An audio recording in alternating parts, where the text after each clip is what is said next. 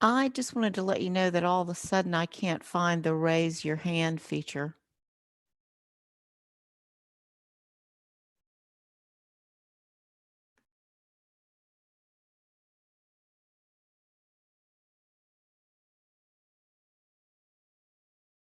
Cheryl, Yes. Scott Wagner, how are you? Hey, Scott. Good. Okay, if you look on the bottom of your screen, do you see where it says participants? There's like 86 participants, 87. Yes. Okay, if you Yes. click that, Click on that. Okay. you see that little screen that came up with all the Yes. people's names? Yep. So you see a button that says raise hand? Awesome. Yeah, Thank you so much, Scott. yep. All right. Ron Bergeron has had his hand raised for the last 30 minutes, I think. Oh, he put it down. That's great. All right, you good? I'm great. Everybody healthy? Yeah. Good. All right, I'm gonna go on Hi, mute. everyone. Just so that you know, we are open. We have an open feed now with the public.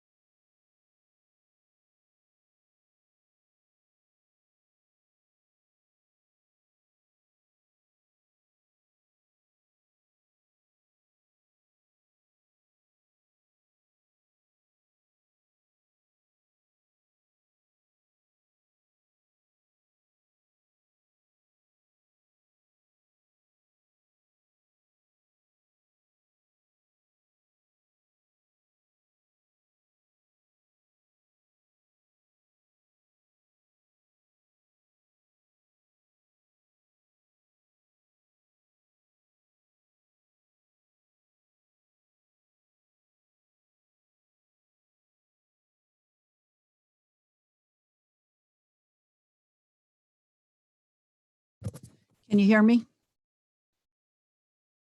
This is Charlotte. Yeah, Charlotte, we can hear you. Okay, good. Hi, Thanks. Colonel Roman. We can hear you. Okay, great. Then I'm in. Mhm.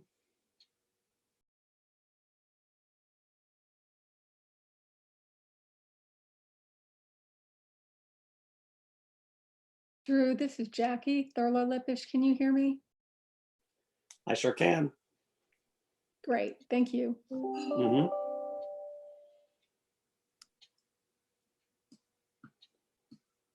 Hey, Drew, this is Chauncey. You want to get going? I'm ready if you are. I'm ready. All righty. Good afternoon, everyone. It's April 8th, 2020, and I'd like to call the workshop of the South Florida Water Management District Governing Board to order. My name is Chauncey Goss. I'm chairman of the board of the South Florida Water Management District. I'd like to thank our board members, members of the public, and our terrific staff for meeting in this virtual world today. It's really important to us to conduct our business while maintaining a safe environment for the public and the board and our staff. COVID-19 has been really disruptive, but our operations continue and our business continues, albeit from somewhat of a new perch. I'd like to explain a little bit how we're going to go forward today so you all understand this, since we're doing this meeting remote and it's new for us. We want to, and we are going to be taking public comment. We appreciate everyone joining us from the public in this meeting. Members of the public who wish to address the board, you may have already signed up to speak, or you can also use the raise your hand function feature, which is in Zoom.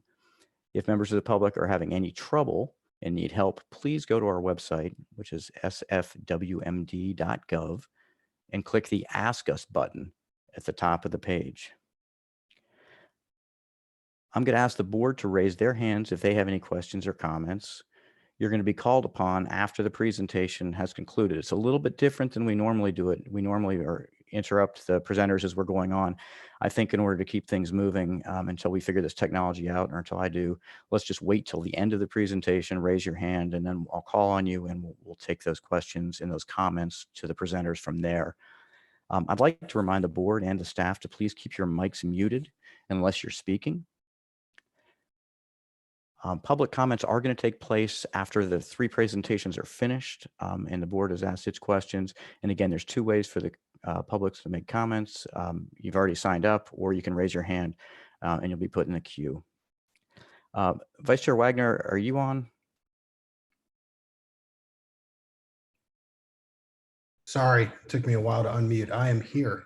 Good. In that case, I'd love to ask you to lead us in the Pledge of Allegiance, if you wouldn't mind. And I'd like to ask the staff and the board members to unmute themselves so that we can all say this together. Okay, I will wait for everybody to unmute. Thank you, Vice Chair.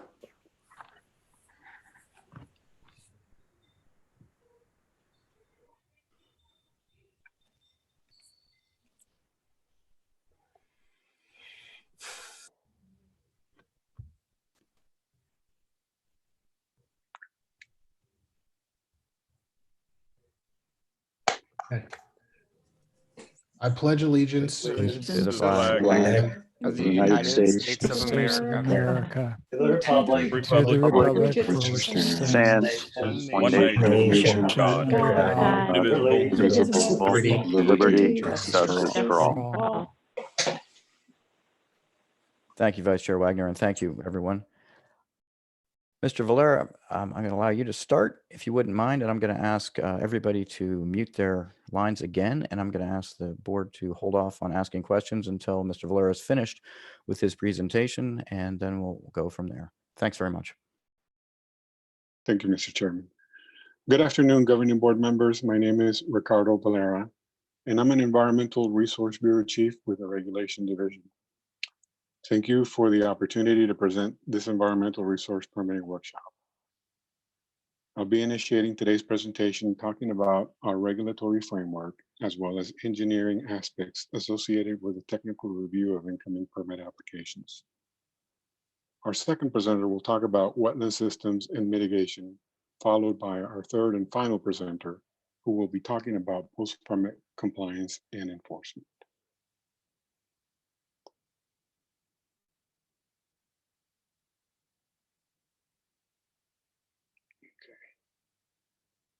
In 1972, the Florida legislature adopted Part 4 of Chapter 373, known as the Management and Storage of Surface Waters. Part 4 regulates the construction, alteration, operation, maintenance, abandonment, and removal of stormwater management systems, dams, impoundments, reservoirs, works, or projects. Works or projects include dredging and filling in wetlands and other surface waters. Now, following legislature mandates, the district created a regulatory program, essentially implementing a mechanism that allowed applicants and district staff to carry out an objective evaluation of natural resource conditions that existed over any given tract when seeking a surface water management permit from the district. As time went on, the district's regulatory program grew in importance. Individuals or entities needing construction authorizations were required to apply for and obtain a permit from the district prior to commencing with construction activities. Later on in 1995, implementing legislature directions, FDP and all water management districts replaced their management and storage surface water regulatory programs with environmental resource permits. 18 years later, in 2013, FDP was tasked by the Florida legislature to take the lead in developing and implementing a collaborative effort with the water management districts and come up with a statewide rule, which is in place today, and it's commonly referred to as SWERP, or statewide ERP rule. So the core of our regulatory authority comes from Part 4 of Chapter 373 of the Florida statute. In addition, we have Chapter 62 through 30 of the Administrative Code and other state statutes that provide support to our regulatory framework.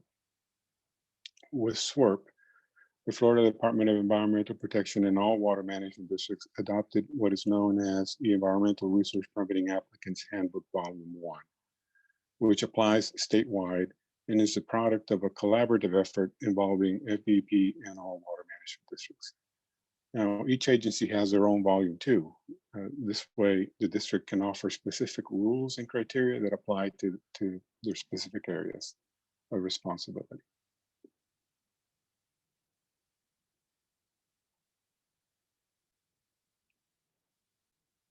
So what is an ERP? Essentially, an environmental resource permit ERP is a state approval to conduct works. So as defined in the statutes, works means all artificial structures, including but not limited to ditches, canals, conduits, channels, culverts, pipes, and other construction that connects to, draws water from, drains water into, or is placed in or across the waters of the state, and includes all types of dredging and filling to create, remove, or locate structures in, on, or over wetlands or other surface waters. So who needs a permit? An ERP is needed for projects that intend to alter surface water patterns and or projects that propose to impact wetlands.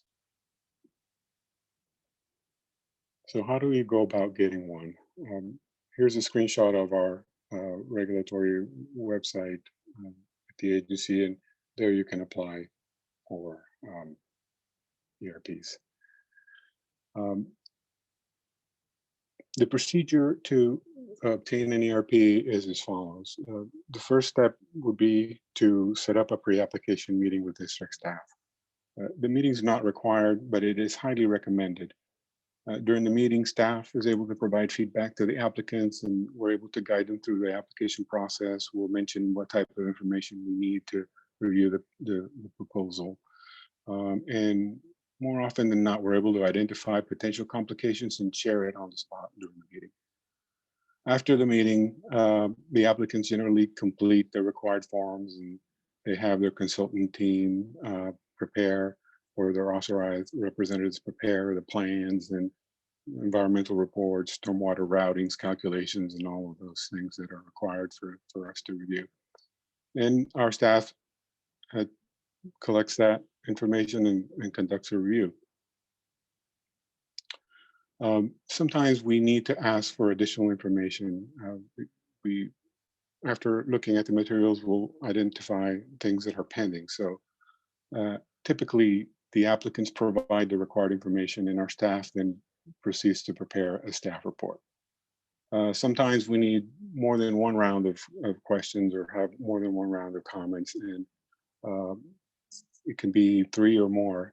And we gather the necessary information, and we give them specific points on what needs to be done in order to complete the application. If the applicant does not provide a timely response, or the design does not meet the rule, the permit application may be denied. So what type of information do we normally require? Well, generally speaking, we ask the applicants to give us information that'll help us evaluate what the potential impacts of the proposed activities are on surface water systems, wetlands, or water-related resources. The information varies depending on the type of project, but in general, we need application forms, we need ownership records showing that they have sufficient legal interest over the property, legal descriptions, aerial photography is beneficial as well, an assessment of the wetlands or any environmentally sensitive areas, a description of the proposed works, discussion of the possible adverse impacts of the project, calculations and sign and seal drawings prepared by a registered professional engineer. And last but not least, we would also ask for the application processing fees. In this chart here, you'll see there's a step number 7 towards the end. Once the project is permitted, there's some post-permit compliance requirements, and Wayne Blythe will be addressing those post-permit compliance more in depth later on in the workshop.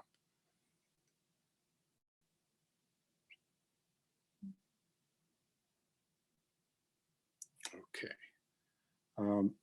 There are 3 main components to environmental resource permitting programs. Water quantity and water quality are two of the main components evaluated as part of an ERP application. Environmental aspects constitute a third relevant component, as wetlands are key natural systems worthy of protecting and preserving. Laura Lehman, she will be following me during the workshop, will speak more in depth about wetland aspects associated with the review of ERP applications. Aside from these three main components, our staff reviews and confirms that an entity applying for a district ERP has sufficient legal interest to see the project through from proposal to construction completion. During this phase of the ERP application evaluation, staff verifies and confirms that the entity identified by the applicant is properly set up to carry out perpetual operation and maintenance obligations of the permitted stormwater management system. So when are ERPs approved or denied? Well, our technical review process is reiterated. It involves communicating with the applicants and their consulting team, and district staff provides timely feedback, pinpointing specific aspects of the application's design that does not meet the rule criteria.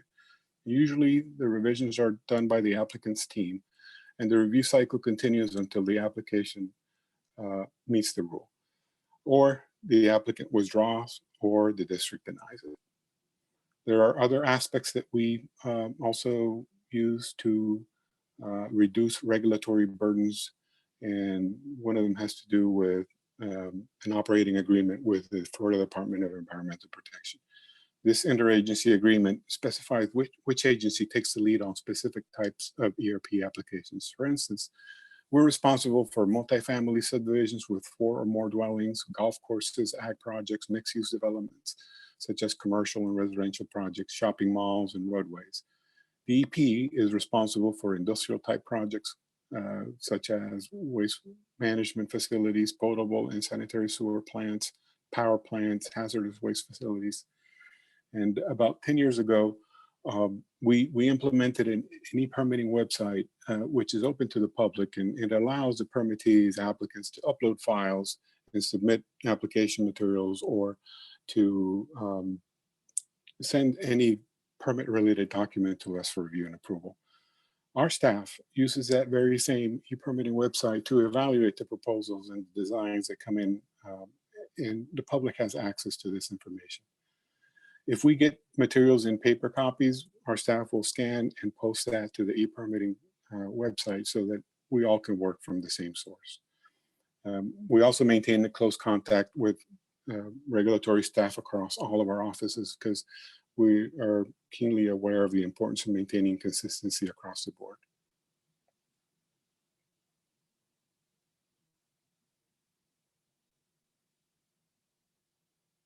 Let's see. Okay.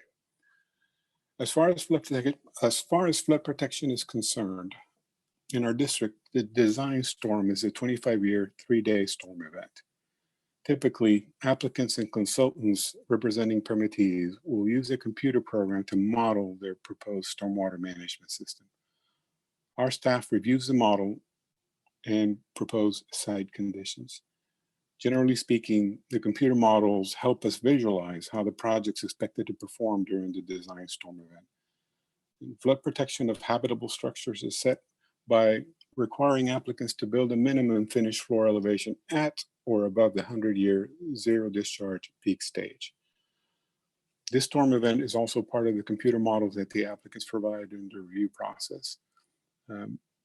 FEMA firm maps, flood insurance rate maps, are used to establish minimum floor elevations as well as best available information.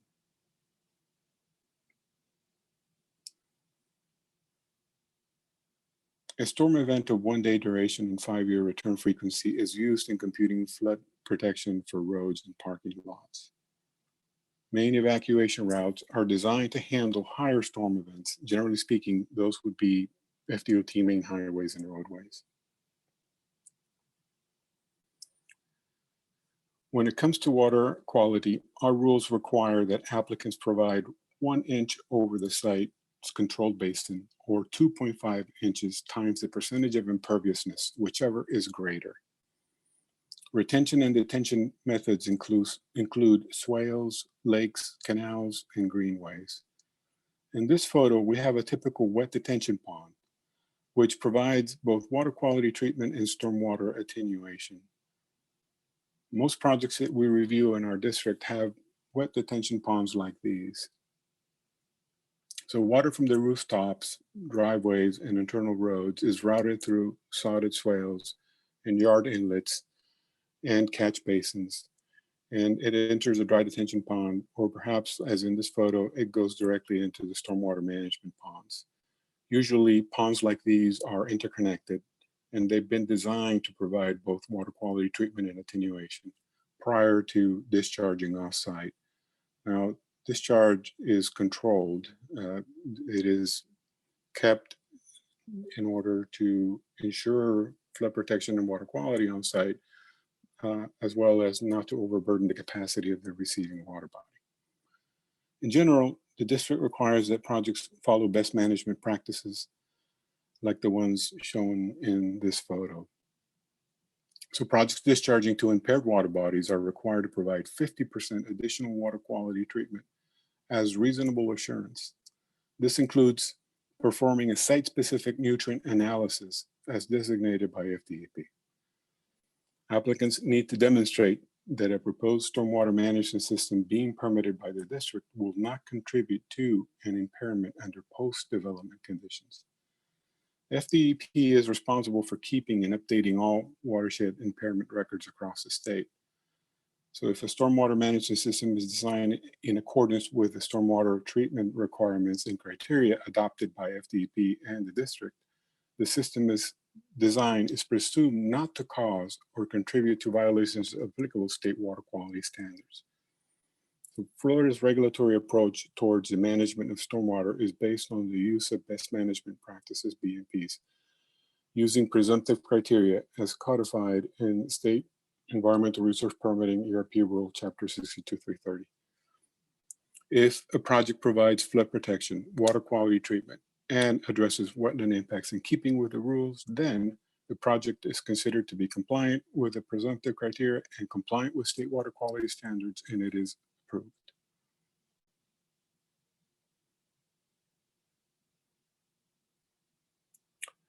Our Bureau has a multidisciplinary team of professional engineers and engineering staff with a wide range of experience. We have professional wetland scientists and biologists with in-depth knowledge of the types of natural resources that occur within our jurisdiction. Our Bureau has a team of regulatory support and administrative staff that manages incoming and outgoing correspondence, and they perform record management, facilitating our daily operations. Experience-wise, our team is integrated by former private consultants, designers, construction and project management, academia, and other related fields. We have from engineering and natural resources biologists with 30+ years in public service to newly graduates. As far as locations, we have a service center in Fort Myers, in Orlando, in Okeechobee, and in West Palm Beach. Bureau staff from our Fort Myers office make periodic visits to the Big Cypress Basin Service Center for meetings. We also have one post-permit compliance staff working from the Homestead Field Station and one co-located with FDEP regulatory staff in Marathon.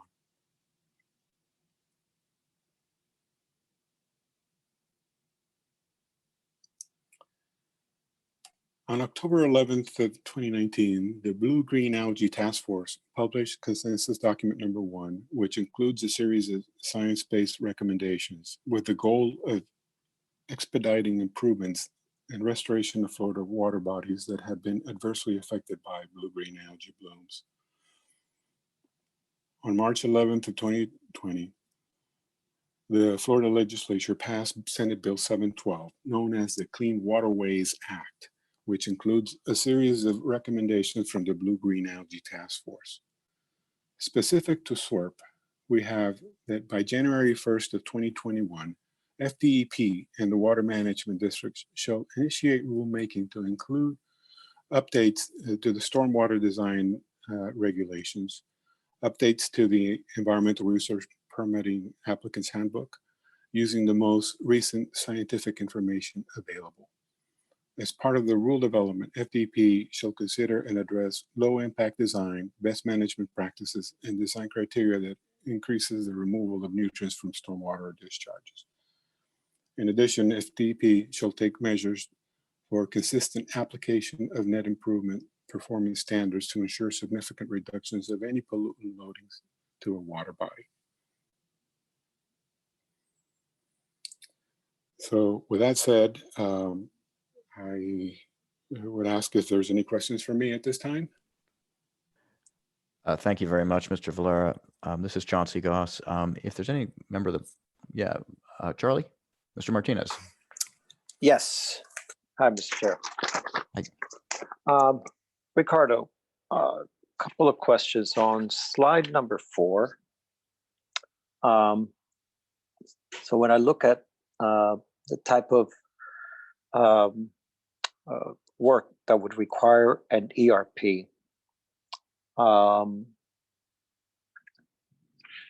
and specifically when you see site grading, one more, there you go. There we go.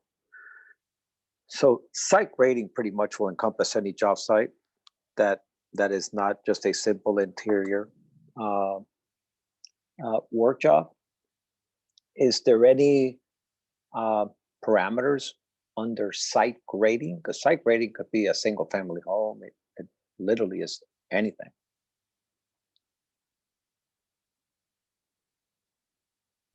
Correct. That's a good question. Site grading in this instance, we're listing it as requiring a permit prior to commencing with those activities because they're altering surface water patterns. Generally speaking, projects that alter surface water patterns, such as site grading, require an ERP. There are some exemptions for minor works, but overall speaking, this would be a requirement. Okay, a typical single family home, just an isolated single family home, that doesn't require an ERP, does it? Well, that's a good question too. As I mentioned, the operating agreement with the EP specifies which agency takes the lead, and they are responsible for single family homes. 4 or more subdivided for sale comes to us. 4 or less goes to them. Okay. Hey, And then, excuse me really quick. yes. I'm sorry to interrupt. This is Jen. Ricardo, I just wanted to clarify, for single family homes, it would just require an ERP if it was wetland impacts. I think that's one of the exemptions as far as if it's just one individual single family home and it was just uplands grading, that would be exempt, but it would require a permit if there's wetland impacts. Correct. Okay. That's what I thought. And then the second question, Ricardo, when it comes to the actual steps in the process to obtain the ERP, once an applicant turns in an ERP, the application to you and your staff, you have 30 days in which you review that and you send it back to the comments. The consultant, the engineer will take a look at those comments, fix the application, send it back to you. Hypothetically speaking, let's say your staff looks at this application, they took care of all the comments you had, but they missed some things on the first go around. So maybe they turn it back to the applicant and they say, hey, I got some new additional comments that I took a look at. How does your staff handle that? Do they try to say, hey, Mr. Applicant, we didn't see it the first time, but get this fixed. We're not going to take 30 days the next time you send it to us. How does that work?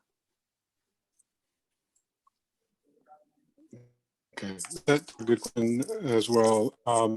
as we go through the review process, we may not identify all aspects because they're not as clear. And when the response comes in, we're able to see. We gain knowledge of something that wasn't clear, and we will contact the applicant and mention, hey, we need additional information to cover this aspect of the rule that isn't clear, it's not complying with. So generally speaking, they revise their designs. We work in close coordination with the applicants to pinpoint, as I mentioned earlier, problems that need to be resolved in order to meet the rule. Okay, and if for some reason the 30-day, is that a self-imposed time frame? Is that mandated? Because I guess my question would be, It is mandated, it is statutorily driven. it is statutory. So what happens, you know, all of a sudden we go through a period where your department is just flooded with ERPs applications, and you take longer than 30, you take 45 days. What happens? Well, after 30 days, we need to wrap it up. Essentially 30 more days to take final agency action. We can either approve or deny it. Generally speaking, we are able to get back with them within the first 30 days and let them know what the status is. So that's not a problem. If I may, this is Jill Creech. I think what you're asking is clarification on the regulatory timeframes, and it's very clear what the regulatory timeframes are. Once an application is received, we have 30 days to ask for additional information. If we do not ask for additional information, we lose the opportunity to do so. Going back to your first question about, well, what if we miss something statutorily? That's on us. We only have that one opportunity for the first 30 days to ask all the questions that we want for the initial submittal. Okay, so once we go out for an RAI, that tolls the time clock.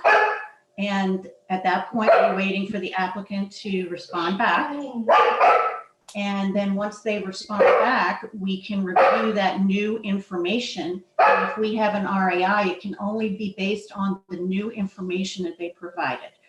Once we go through that iteration, we decide that the application is complete, we must take agency action within 60 days from the time it's deemed complete. Okay. So Okay. If the submittal that they came back on was complete, then that actually starts that 60 days from the time their answer came in. Okay. Okay. Thank you, Jill. Gilna. That's all I got, Mr. Chair. Thank you, Mr. Martinez. Mr. Steinley.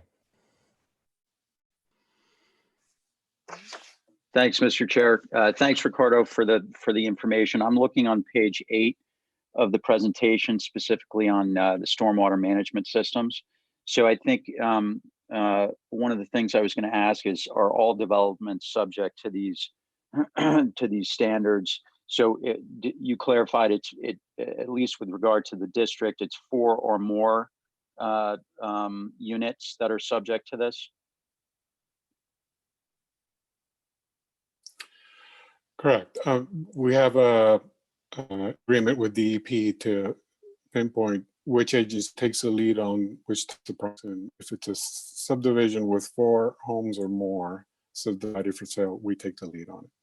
And they are required to comply with those requirements on slide 8. Yes, so Rosie, slide 8 is the one that says stormwater quality at the beginning. So I guess how long have those how long has that requirement been in place? I guess what I'm wondering is the percentage of multi-unit developments that have what I know to be fairly effective stormwater management requirements. Has that been in place? Has this process been in place such that most of the developments have it, or are there some that that preceded? Yes, good question. Well, I would say that in 1995, when the ERP program came to be, from there, from the time frame till today, projects are essentially designed to have these types of BMPs. Prior to that, the focus was more on flood protection. So I would say projects that have been filed till today require to comply with. And then can you clarify? So it looks like with these, there's the assumption once they're adopted, there's assumption of compliance, not proof of compliance or oversight, regular oversight required. Can you clarify? Does that change with Bill 712, where there's more regular oversight and monitoring? Good question. We do routine inspections, and if we see issues, we will contact the responsible entity to correct them. As far as the Bill 712, there is recommendations to look at post-permit compliance to ensure that the systems are performing as permitted. So that essentially would serve as a control to ensure the efficiency of the system. Great. Thanks, Ricardo. Thanks, Mr. Chair. Hey, Jay, this is Drew. On your first question, all the neighborhoods that were built or developments that were built before these ERP rules, in the restoration program side of the house, we do participate in cost share funding with local governments to retrofit those neighborhoods to actually add that kind of stormwater treatment quality component coming from those older areas. And we see that routinely across the state when we have impairments in downstream water bodies. So there is an effort to actually retrofit the older neighborhoods to add this kind of feature. Terrific. Thanks, Drew. Mm-hmm. Thank you, Drew. Thank you, Mr. Steinley. Ms. Thurlow-Lippisch. Thank you very much. This is Jackie Thurlow-Lippisch. My question is based on conversations the board has also had earlier last year. And it was, I believe that these ERPs are something that years ago, some of them were determined by the board itself. And I wondered if in the breakdown of the requirements for an ERP, what determines if staff is doing that ERP or if the executive director is doing the ERP? And if you could talk about what's different since the director is doing it. Okay, that's a good question as well. Yes, years ago, certain type of permits went to the governing board for approval. The rules have changed since then. There are different categories of permits. So specifically today, as back in the day, projects that are 100 acres or more, or that impact 10 acres or more of wetlands, or that have 50 boat slips or more, require approval by the executive director or designee. Projects that are below that threshold, but are essentially modifications to the ones that I just mentioned, are authorized by a bureau chief or a program administrator. We have minor type of permits that essentially minor changes to previous authorization as well. And those are approved by section administrator or a supervisor. And there's some exempt activities that are approved as well by a supervisor. So the thresholds are set based on the potential for environmental impacts. Okay, thank you. Do you feel like the program protects wetlands? Or is that really not the purpose of it? I feel it does. I feel the program protects wetlands, and it is the purpose of it. And not only wetlands, but the water resources. Thank you. I asked that, this will be my last comment, just because I believe that such a large number of wetlands have been developed in almost all areas of South and Central Florida, and they're such an important part of the health of the system. And as we continue to develop them, it's like, I guess maybe that's a question for the state legislature, but they're so important. We want to make sure that there's something left. Understood. Thank you, Mr. Lipich. Colonel Roman. Thank you, Mr. Chair, and thank you for the presentation. This is Charlotte Roman. I have a couple of questions on slide 8. When you spoke about the 50% additional water quality treatment for impaired waters, it prompted the question of how are our outstanding Florida waters treated?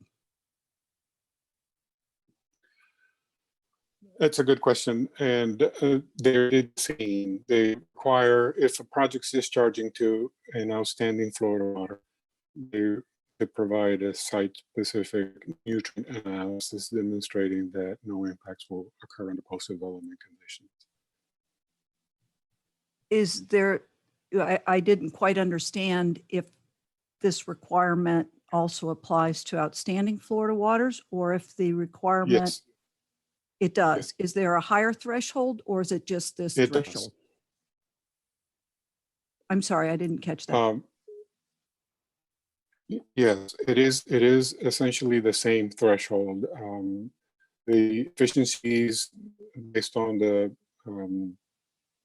performance of the system need to be reviewed and evaluated under a site-specific analysis. So in retrospect, the slide should include outstanding Florida waters as well on that footnote. Okay. How do Excuse we me, know? Go ahead, Jen. Sorry, Charlotte, I just wanted to add a couple things. The one where there is a higher threshold for outstanding Florida waters, when we're talking about construction or turbidity, outside of a outstanding Florida water, there's the allowance for a certain amount of NTUs. I don't want to get into this. The threshold for there can be some turbidity. In an outstanding Florida water, it must meet ambient. So there's an additional threshold. The other is when you're reviewing ERPs, there's a public interest part of it. And while it's a little nuanced, if you're in an outstanding Florida water, it must be clearly in the public interest. If it's not an outstanding Florida water, you just can't be contrary to the public interest. So while that can be, again, very nuanced, there is a little bit of a additional, a higher level held to those outstanding Florida waters. Thank you for that clarification. How do we know that we're mitigating properly in terms of the wetlands to achieve our desired results?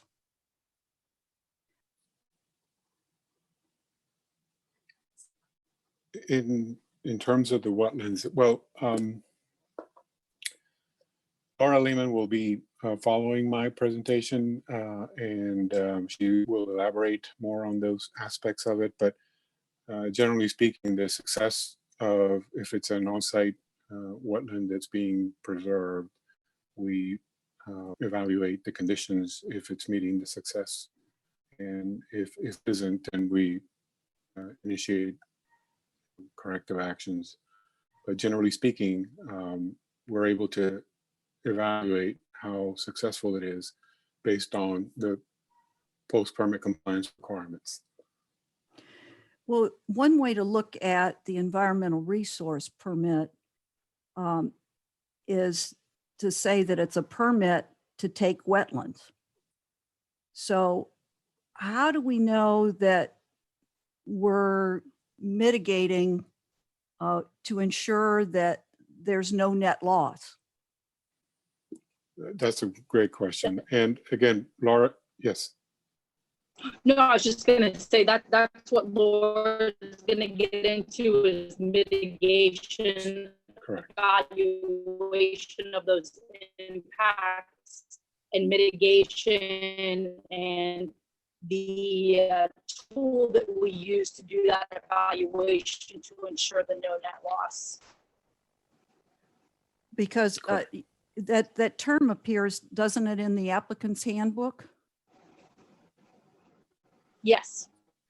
And so if ERPs are supposed to help protect wetlands and the functions of those wetlands, so we're not destroying the natural wetlands and then spending millions of dollars building man-made wetlands that don't function as well as terms of our water. The question is how do we know that this program is achieving the desired result?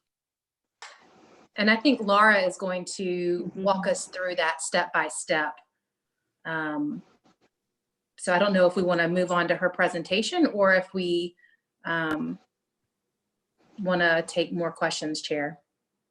Let me see what Mr. Bergeron and Mr. Wagner, who both have their hands up, would like to say. If you have any questions that have to do with mitigation, we can wait till we hear from Ms. Lehman, or if you have questions to do with the presentation we just heard, go ahead and make them now.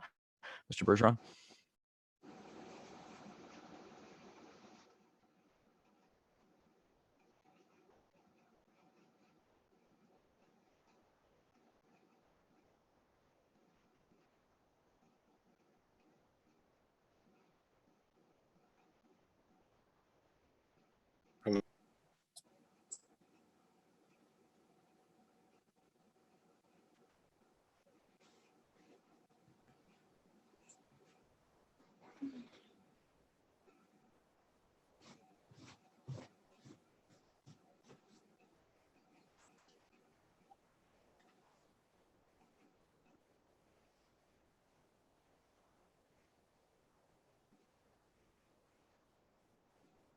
Mr. Chair, this is Drew.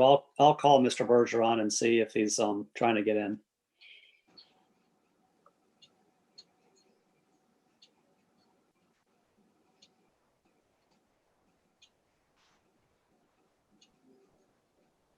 If you want, you can come back to him.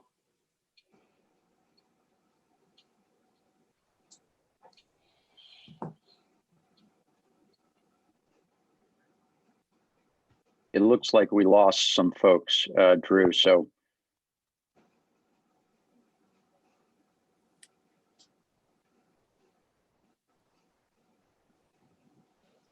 Chauncey, you want me to go?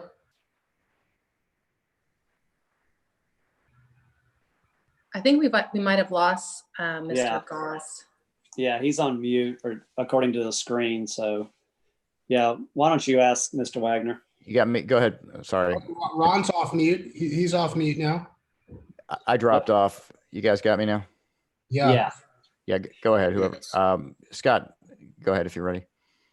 Yeah, my question had to do with defining and delineating what a wetland is, how often that occurs, and is there some sort of recurring evaluation of not only the effectiveness of a particular wetland, but also, whether it's, I wouldn't say value necessarily, but effectiveness or value has sort of increased or decreased. So I hear from time to time that things have been characterized as a wetland and it's not really functioning as a wetland anymore, or things that may not have necessarily been originally characterized as a wetland or functioning as a wetland now. And I was just curious about that process. That's a good question, Mr. Wagner. Laura Lehman will be addressing those very same topics in her part of the presentation.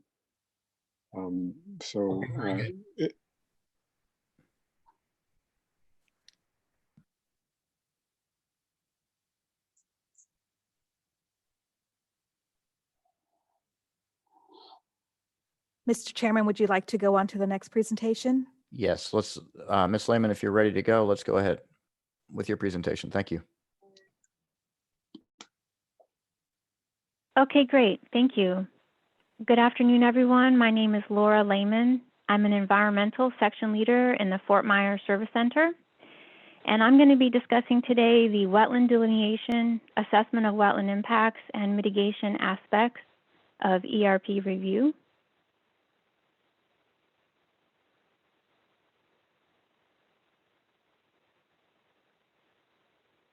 Okay, as Ricardo mentioned earlier, the statutory authority for environmental resource permits is Part 4 of Chapter 373 of the Florida statutes. In conjunction with that, the Florida Administrative Code is Chapter 62-330, which is also known as the statewide ERP rule. These rules were first adopted in 1995, but the latest statewide ERP rule was revised in October 2013. And in conjunction with the statewide ERP rule, or SWRP, we use the Applicant's Handbook Volumes 1 and 2, which were also adopted in October 2013.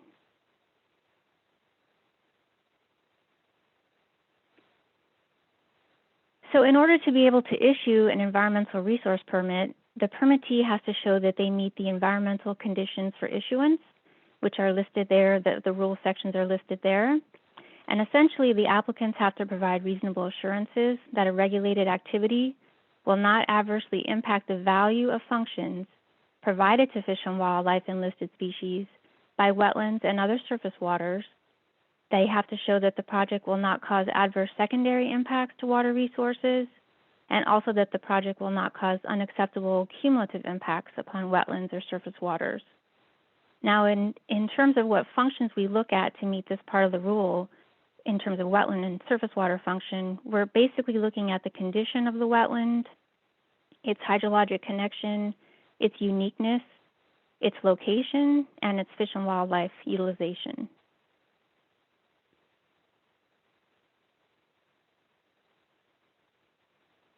Okay, to answer a question we just had here a moment ago, what is a wetland?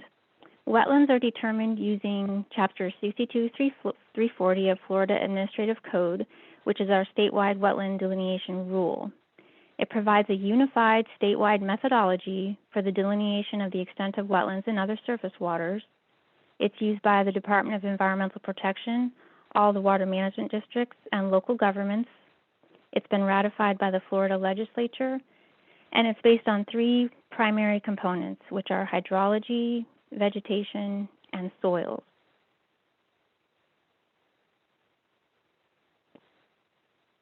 These are just some pictures of pristine Florida wetlands that are typical here in Florida. On the left-hand side is a hydric pine flatwood. On the right-hand side is a freshwater marsh / slough system. In this next slide, we have a cypress swamp on the left and a shorter hydroperiod wet prairie on the right. Now, those few slides that I showed are pristine, what we would call reference wetlands, very high quality. What we typically see during permitting are wetlands in the urban landscape that have already been degraded, for example, by exotic vegetation. So this picture here is a slide of a Melaleuca-dominated wetland. So these trees that you're seeing in the picture are primarily Melaleuca trees, which is an invasive exotic species. This next slide as well shows some example pictures of wetlands that have been degraded by exotic vegetation. And again, these are examples of wetlands that we are it's very typical to see during permitting. On the left-hand side is a marsh system that's become invaded with Brazilian pepper there in the center of the slide. And on the right-hand side is a cypress system that's become invaded by old world climbing fern.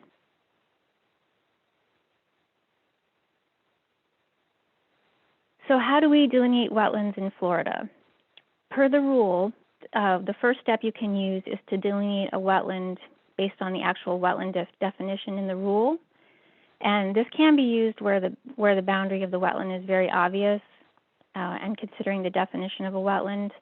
More common, though, is step number 2, mentioned there, where we actually delineate the wetland boundaries by applying reasonable scientific judgment to evaluate the dominance of wetland plant species, hydric soils, and other evidence of hydrology. We look at regular and periodic inundation and saturation. So an example would be delineating a hydric pine flatwood wetland where the wetland boundaries are not so obvious. And I will make a note here that when we are doing a wetland delineation, we are looking at current field conditions. So in this next slide, this is just an example of a wetland delineation. That red line that you see on this slide is the actual wetland boundary. On the left-hand side is an upland pine flatwood community, and on the right-hand side is a wet prairie system. And that red line demarcates the wetland boundary. And this is something that our staff would have conducted a site visit and determined in the field.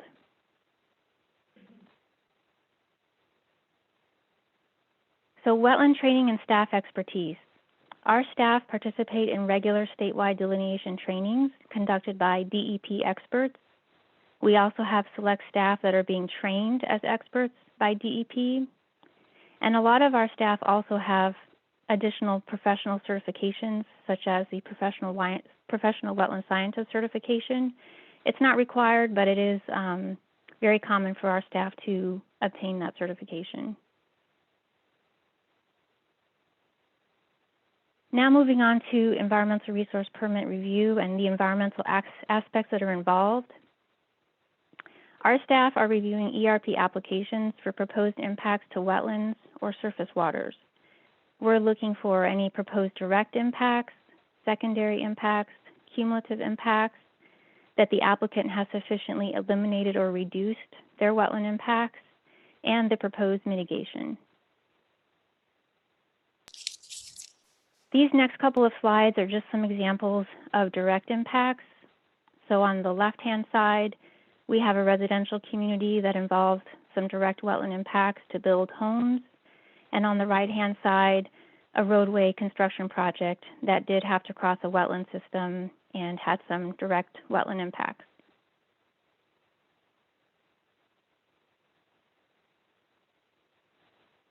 This next slide is just an example of a large residential project with wetland preserves surrounding it.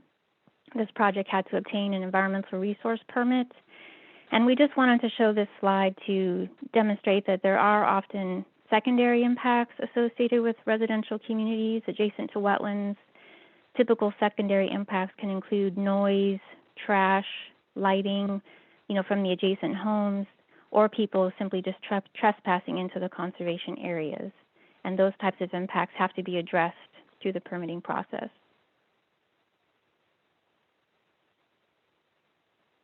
How do applicants mitigate for their wetland impacts? Mitigation is essentially an action or series of actions to offset adverse impacts that would otherwise cause an activity regulated under the rule to fail to meet permit criteria. Mitigation typically consists of either restoration, enhancement, creation, preservation, or a combination of all the above.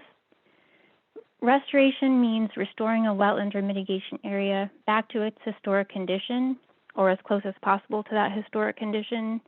Enhancement is improving the current condition of a mitigation area, and that's typically accomplished by removing exotic and nuisance vegetation and supplemental planting if needed. Creation is typically creating a wetland area out of an upland area, and preservation is preserving a high-quality on-site habitat that's already in great condition and preserving it with a management plan. Under the rule, the goals of mitigation are to offset adverse impacts that remain after the permittee has sufficiently reduced or eliminated their wetland impacts. Mitigation has to be equal to or greater than the functional value of the impacted wetlands or surface waters. And as we've mentioned earlier, there can be no net loss of wetland and surface water functions. And again, I'll mention here, this is not an acre for acre comparison. It's all based on the functions of the wetland or surface water, which I will discuss in more detail later in the presentation. And another goal of mitigation is to mitigate within the same drainage basin. And I'll also discuss that a little further as well.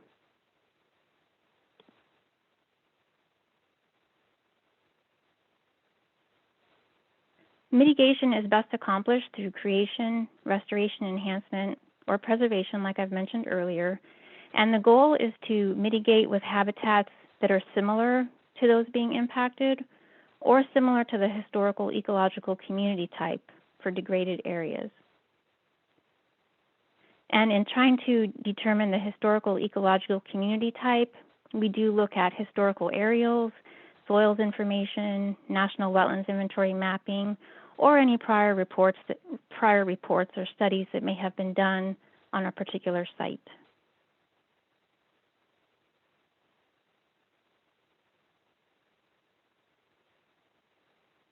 Mitigation can be conducted on-site, off-site, either through credits from a mitigation bank or a combination of any of these items.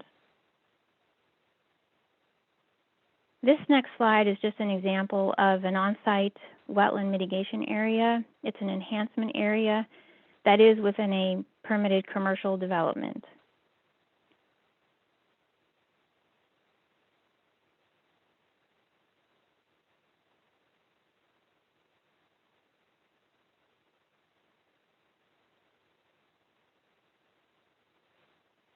Okay, off-site mitigation can also be considered when the on-site mitigation doesn't have comparable long-term viability, or the off-site mitigation provides greater ecological value. One example of a good need to have off-site mitigation is for linear projects such as roadways, where the mitigation just cannot simply be effectively implemented within the road right-of-way. This next slide here is just an example of an area in Palm Beach County where there are 7 different off-site mitigation areas that have been approved through environmental resource permits. And these areas were all adding to the mangrove preservation acreage in Palm Beach County. I will mention here briefly that the Army Corps permitting process is completely separate from ours at this point in time. And the Army Corps does have a preference for mitigating at mitigation banks, which I will get into later. So I just wanted to mention that there is a little bit of a difference between state and federal permitting with regard to on-site and off-site mitigation and mitigation banks.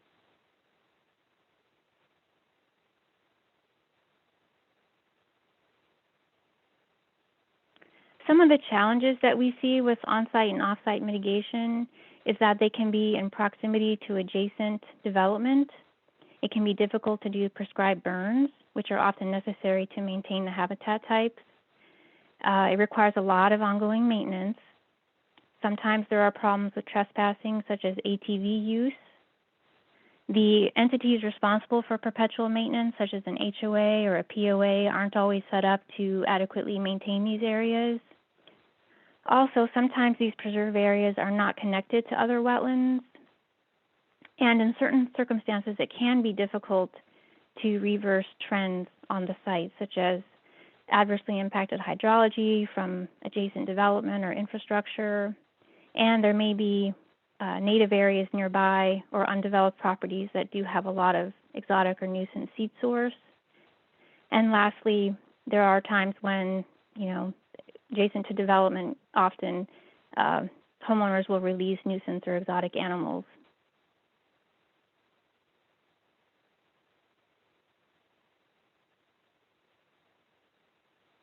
So per the rule, mitigation proposals as part of an ERP permit must provide reasonable assurances that the mitigation will offset the adverse impacts to wetland functions and provide viable and sustainable ecological and hydrological functions. The on-site or off-site mitigation plan has to identify the natural community type and the functions to be restored, enhanced, created, or preserved. identify current and proposed topographic and hydrologic conditions. They have to include mitigation plans and vegetation planting plans. They have to identify the mitigation success criteria, which we do work on collaboratively with the permittees, and typically that includes exotic and nuisance vegetation thresholds, as well as the target habitat types to be restored. The mitigation plan has to identify a work schedule and a timeline for meeting those success criteria. It also typically involves a site protection mechanism, such as a conservation easement. If the mitigation cost is over $25,000, the rules require a financial assurance mechanism. And last but not least, the mitigation plan has to include a monitoring and maintenance plan, which also includes perpetual management of the preserve area and the mitigation area. So with this being said, obviously our rules do require quite a bit of information for the permittee to demonstrate that they have sufficiently offset their adverse impacts. Sometimes all of the adverse impacts cannot be offset with on-site mitigation, and so sometimes mitigation bank credits are required. And there are some projects, as I mentioned earlier, where on-site mitigation just isn't feasible or won't provide long-term viable ecological results. And so in those cases, off-site mitigation at a mitigation bank is a good option. And with that, I will transition into discussing mitigation banks.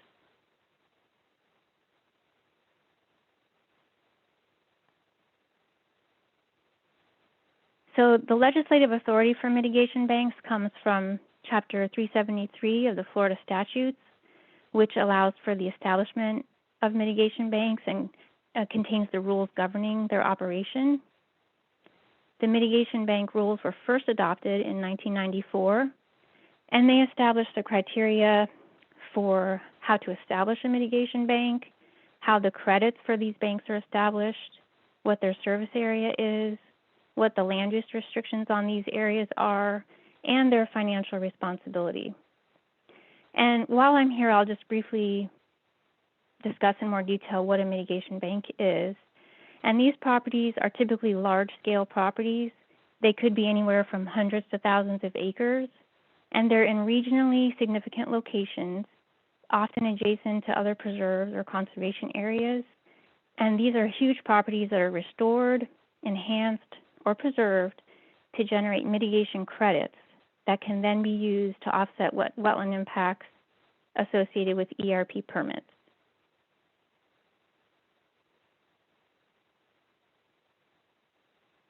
So these definitions that you see here are taken straight out of the Mitigation Bank Rule, which is Chapter 62-342 of the Florida Administrative Code. So per the rule, the mitigation bank is a permitted project which is undertaken, as I mentioned, to provide for the withdrawal of credits to offset adverse impacts authorized by an ERP.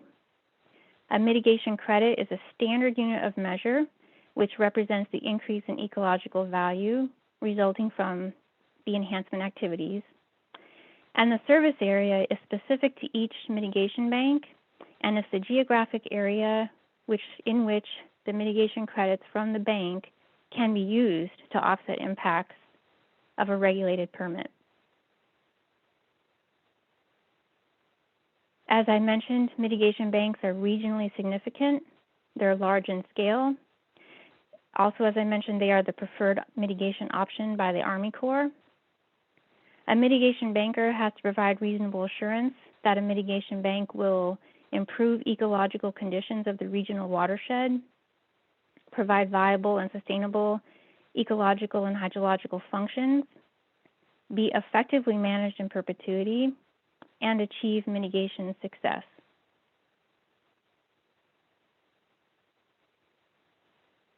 So in this slide, I'm just showing our South Florida Water Management District drainage basin map. So this is a map that comes into play when we're looking at cumulative impacts. And it's very common for mitigation banks and their service areas to cover more than one drainage basin. Each water management district has a map similar to this, and those are depicted in the Applicant's Handbook, Volume 1.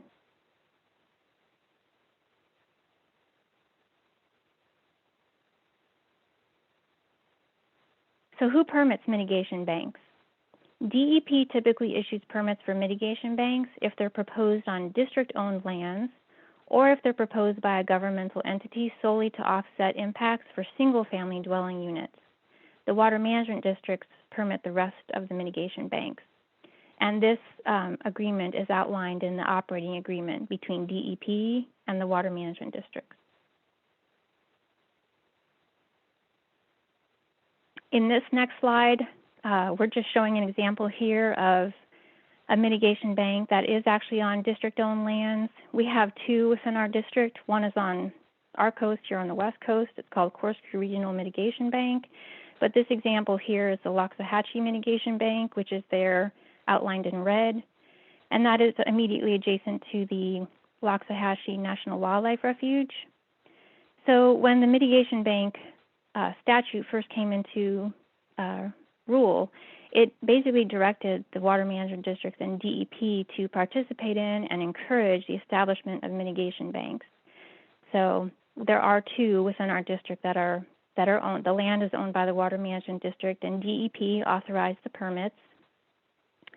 And this is here on the East Coast called Loxahatchee Mitigation Bank.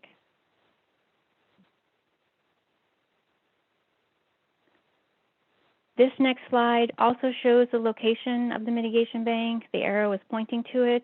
And this map in particular shows the location of the mitigation bank in relation to its service area. So the black line that you see on the map is the actual service area for this mitigation bank. So essentially, if a ERP permit comes in within this service area and needs to offset their wetland impacts by using the Loxahatchee Mitigation Bank, they can do so. The only thing I'll mention is that this service area does cover more than one drainage basin. So if a project, if for example, is at the southern end of this service area and the bank is in a different basin, they would have to do a cumulative impact analysis. But this, at least, this black boundary here, this black line does at least show the boundary in which projects can potentially use this mitigation bank to offset their adverse impacts. Now, getting into a little bit more detail on how mitigation is calculated for wetland impacts, that is accomplished using the Uniform Mitigation Assessment Method, also known as UMAM. There are mitigation banks permitted prior to the adoption of UMAM that do use other methods, but the statutory authority for UMAM comes again from Chapter 373 of the Florida Statutes. The specific rule is 62-345, and it's been in effect actually since February of 2004, and it's a statewide mitigation assessment methodology.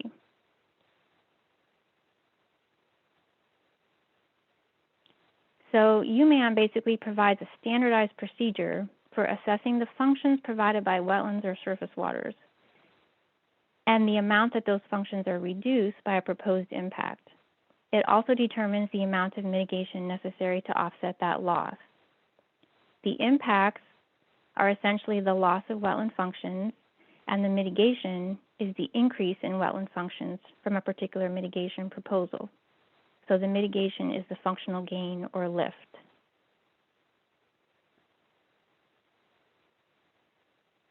So a wetland functional assessment is conducted for, as I mentioned, the loss, functional loss from impacts.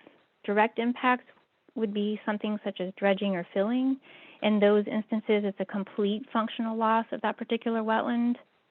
Secondary impacts are partial functional loss, and secondary impacts are examples of secondary impacts would be lights, noise, disturbance, exotic vegetation, domestic animals, as I mentioned earlier, those types of impacts on an adjacent wetland. We also use UMAM to determine, as I mentioned, the functional gain of a proposed mitigation area. And the functional gain of the mitigation area has to be equal to or greater than the functional loss of the impacts to demonstrate that there is no net loss of wetland function. The amount of functional gain or loss is not equivalent to the acreage of the impacts or the mitigation because not all wetlands are the same quality. So it's all based on function and not acre for acre. The rule does include forms for staff to use. It defines the impact and mitigation assessment areas. Part 1 of the form is a qualitative description where we describe the natural community type and the habitat functions provided by that community type. And Part 2 is the actual assessment and scoring part of the form where we actually score the impact or mitigation area. The applicant often does provide these forms to us, but it is our staff's responsibility to verify that the functional assessment was properly conducted. This next slide is just an example of those forms. So on the left-hand side is the Part 1 qualitative part of the form, and on the right-hand side is Part 2, which is the scoring portion of the form.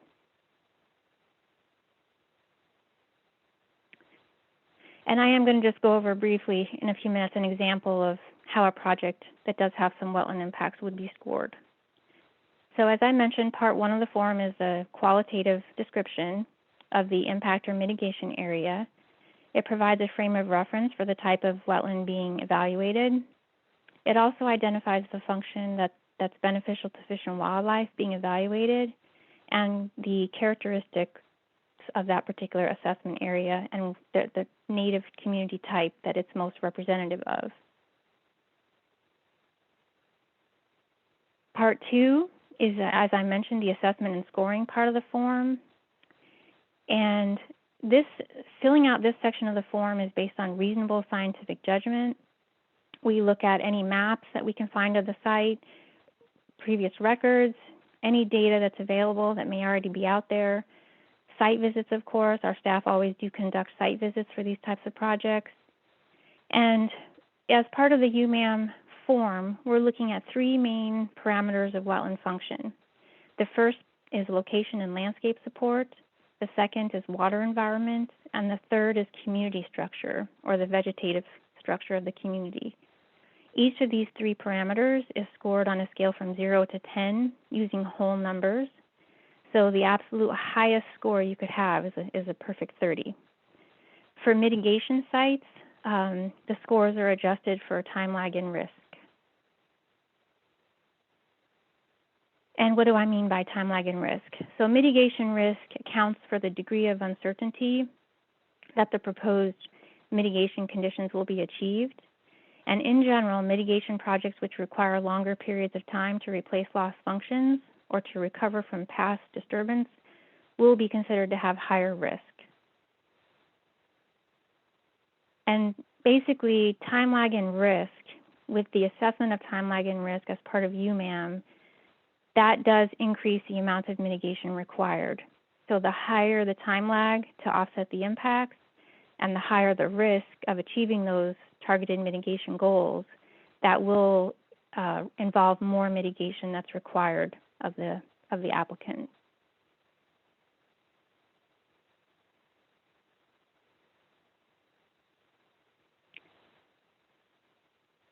Okay, so a time lag is basically, and I don't remember if I had the slide before, but time lag is essentially the time between when the actual impact occurs and those wetland functions are lost and when those functions are actually replaced by the mitigation. It takes more time, of course, to restore a degraded wetland than it does a wetland that's already higher quality, and it definitely takes more time to restore a forested wetland versus an herbaceous wetland. So those are things that we have to take into consideration when we're doing these mitigation calculations. So the next few slides are just to go over a quick example of how we score a development project that's proposing to impact wetlands. This is just an example location map of this project. You can see that it is surrounded by quite a bit of existing development and roadways. We skipped straight to part 2 of the form. This is the top portion of the form where the reviewer would put in the project name, application number, if this is an impact or a mitigation site, who conducted the assessment and on what date. And in this case, this is an exotic hardwood wetland, which was historically a freshwater marsh, and the acreage of impact is 45.2 acres. And here, this scoring guidance here comes straight out of the rules, and it's also in the form. This gives staff the guidance on how to score, these areas. So as I mentioned, the first parameter we look at is location and landscape. This takes into consideration for the wetland that you're scoring, what are the adjacent land uses? How does that affect the assessment area that you're looking at? How does that affect the habitat support of that wetland? Are there upstream or downstream connections or barriers to fish and wildlife access, for example? Is the wetland connected hydrologically to other wetland areas or preserves? And what is the effect of the adjacent development or land use on water quality to this area? For this particular project, as you saw from the map, it is pretty well surrounded by highways and other development. So this particular wetland scored a 3 out of 10. And the justification for that score is on the right-hand side, which is that it's basically surrounded by highways, other development, pasture, single-family residences. Much of the site also was historically used for agricultural uses, such as row crops. There's very minimal habitat support for wetland-dependent species in the surrounding area. There's a lot of exotic plant species in the surrounding area, and wildlife access is substantially limited to the site, as well as hydrologic connectivity. So that's the reason that this area scored fairly low on that parameter. Moving on to water environment, this particular score takes into consideration the water quantity, which is the timing, frequency, and depth and duration of inundation or saturation in the wetland. Essentially, is the hydro period appropriate for that area? Is there appropriate soil moisture, or is there erosion and deposition? And what's the fire history of that community? Is it typical or atypical? We look at water quality inputs from surrounding and upstream areas, and any nutrient loading that may be coming into the site. So in this particular example, the water environment scored a 2. And the reason for that is listed on the right, which is that the hydrology of the wetland has been highly impacted, resulting primarily from the previous agricultural uses and the surrounding regional development. Water levels are significantly lower than what would be appropriate for a freshwater marsh. Water level indicators are not consistent with a freshwater marsh, a healthy freshwater marsh system, and there's strong evidence of soil oxidation and subsidence. Also, wildlife usage is greatly reduced from what would be expected. And wildlife surveys are, required as part of the ERP process. And then lastly, for community structure, this again takes into consideration the plant community of the area, the species composition, the age size distribution. Is it typical for what you would see in a healthy system? Are there a lot of invasive or exotic species? And the topography. Has the site been altered in the past?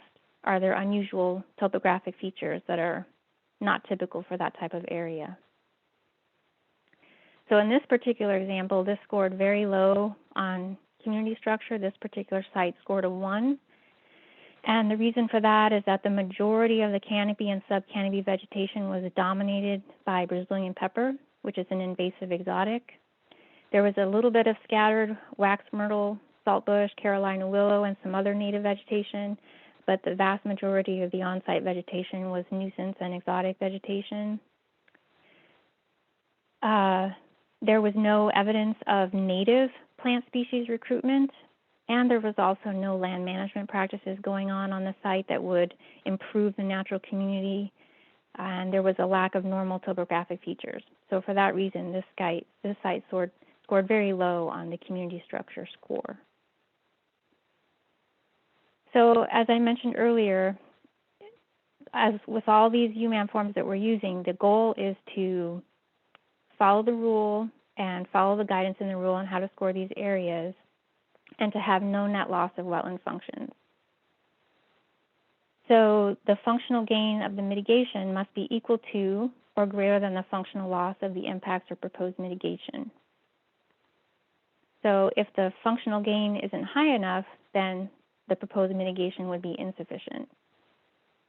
And if there are multiple impact or mitigation assessment areas, then the summation of the functional gains have to be equal to or greater than the summation of the functional loss.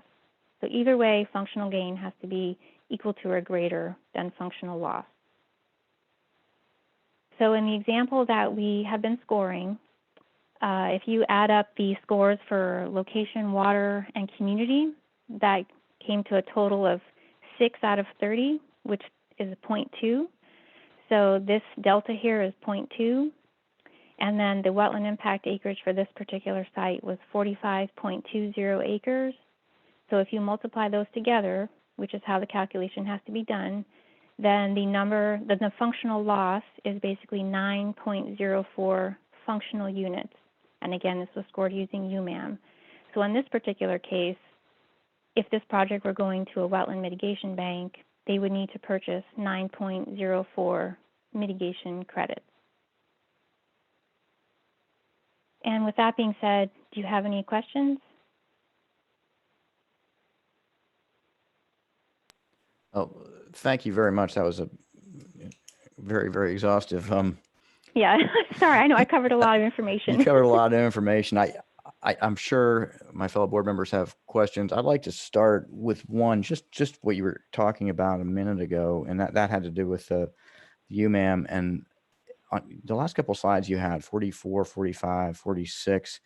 And I'm wondering if we've got sort of an inverse, I don't understand the way we're looking at it. It seems to me we're creating an incentive to develop around our wetlands and then say, gee, they're degraded, everything around them is degraded, and then therefore they don't have much of a score, rather than looking at them as, hey, these things are really valuable because they're the only things that's left because we've developed everything around them. So I'd love you to comment on that. Well, I will say that, before an applicant gets to this point where they're scoring the mitigation, they first have to go through the reduction and elimination part of the rule, which I sort of briefly touched on. So they have to demonstrate why they need to impact the wetlands, and if it meets there's a lot of criteria in the reduction and elimination section. We could probably have a whole presentation just on that alone, but they have to get through that process first, and then we get to the scoring part. So they do have to go through a process in which they justify their impacts per the rule. The other thing I will say is that if there are other wetlands, for example, next to a project, when they are proposing impacts, per the rule, they do have to demonstrate that they're not going to have adverse secondary impacts to offsite wetlands. And if they are, and if the impacts can be approved, they do have to mitigate those as well. So there is some evaluation of how the development would impact adjacent wetlands, if that helps answer the question. It does. It does. I still think I could argue it both ways. Let me switch gears a little bit. When we're looking at the hydrologic conditions of wetlands, are we looking at coastal resiliency at all as a criteria when we're looking at the function of those wetlands? Well, and anyone can chime in here. I would say that it's not specifically a part of the criteria, but I would say that staff are certainly looking at it in terms of reduction and elimination of impacts. But we don't necessarily have a specific criteria to point to in the rule for that particular item. But we are cognizant of the coast and, what the project is proposing. That's what I was wondering, is coastal resiliency is becoming more in the mainstream, and we're understanding it better and understanding the benefit of wetlands when it comes to coastal resiliency. I hope that you do look at the coastal resiliency benefits when you're looking at the functions. And other than that, I'll let other people go. Colonel Roman, you wanted to talk? Yes, thank you, Mr. Chair. And I'd like to follow up on your comment about building around the wetlands and then saying the wetlands are degraded so that we can, mitigate for them somewhere else. Having served on a county planning commission for several years, it was very difficult in that respect to see much of what would be considered a wetland preserved as development takes place. I'd like to go back to the question that I asked during the first presentation and find out how we know that we're mitigating to achieve the desired results. We've got all of these assessments going on, all of this permitting going on, but what do we look at and how do we know that we are mitigating to achieve the desired results and keep all of the functions of the wetlands at a same level or higher level? Well, and I do think that that's a great question. It's difficult to answer. We don't necessarily have a line in the sand where we can point to that say, you know, the program is or isn't working. But I will say that our staff are highly trained to follow the rules and criteria that are in place. And we do coordinate with other agencies during permit review. Most importantly, the Fish and Wildlife Conservation Commission. They do provide comments on our projects because a lot of the wetland functions that we were talking about in ERP review are related to the wildlife utilization, you know, of our wetland systems. And so, you know, FWC is our partner in looking at these applications and providing comments. So we feel good about the program and the coordination that we have with FWC. If the wildlife agencies do have comments, we incorporate that into what the applicant has to address. So I think that's a big part of it. Hey, Laura, this is Drew. Isn't it, I mean, don't we have like inspection staff and compliance staff that's kind of one of the primary things they do is they go out and make sure that the wetlands are being maintained to make sure that we do get the right kind of offset? Yes, thank you. That was the other thing I wanted to mention. You're absolutely correct. So our compliance staff, and I know Wayne will get into this a little bit more in his presentation, but yes, our compliance staff are constantly out in the field and looking at our permits and looking at the conditions on the ground and ensuring that our permittees are holding their side of the bargain and maintaining these wetlands and these mitigation areas as permitted. So it takes both sides of the house, you know, the permitting and compliance to ensure that we don't have any net functional loss. Because, you know, the wetlands are so important to water. I mean, they're like the kidneys of the earth, and they clean the water and also recharge the aquifer and provide habitat and all of these things. And so in its natural state, everything is functioning. If we're moving functions around, and on your slide 21, I don't know if that was just to show the mitigation sites. Would there be wetlands also on your slide 21? Or would everything have gone to those very few mitigation areas that you showed? To me, I would see a loss of function.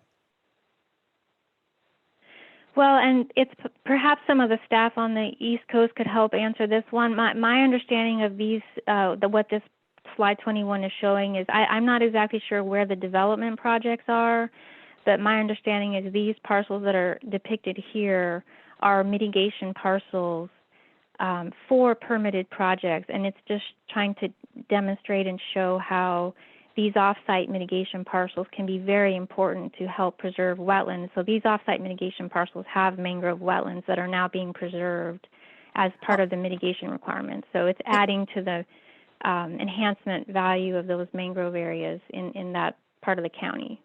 I understand that, and that's a good thing as an option for a developer to be able to shift mitigation somewhere else. But if you look at that picture, and if those were the only wetlands that remained in that area, I could not see how we would not have a loss of function in terms of what the wetlands actually do for us and our water quality. And I would say that there was probably a net loss. And please keep in mind that I understand that the permitting staff follows the rules as they're written, and that's required. I understand that. I'm trying to look at it from a higher level in our permitting process, whether or not those functions are lost. And when I look at this picture, I can't help but say that there must have been wetlands function that has been lost. This is Barb Conmee. I'm the section leader in the district's West Palm Beach office, and I'm familiar with each of these projects. Each of them reduced and eliminated their impacts, and they all had a restoration component. So they were restoring wetlands that had been degraded, as well as preserving. Is there a threshold for wetland destruction? I would say there is not a specific threshold in the rules. Sure. Excuse me, real quick, Charlotte. I just wanted to chime in, and certainly the East. You cut out, Jen. Sorry about that. You know, obviously there's a lot of development on the East Coast, but I would just say, you know, the idea. Jen, your audio is off, I think. Yeah, I can't understand. Yeah, some of these off-site is that while sure there were going to be impacts in other development areas, that the impacts, the mangroves on.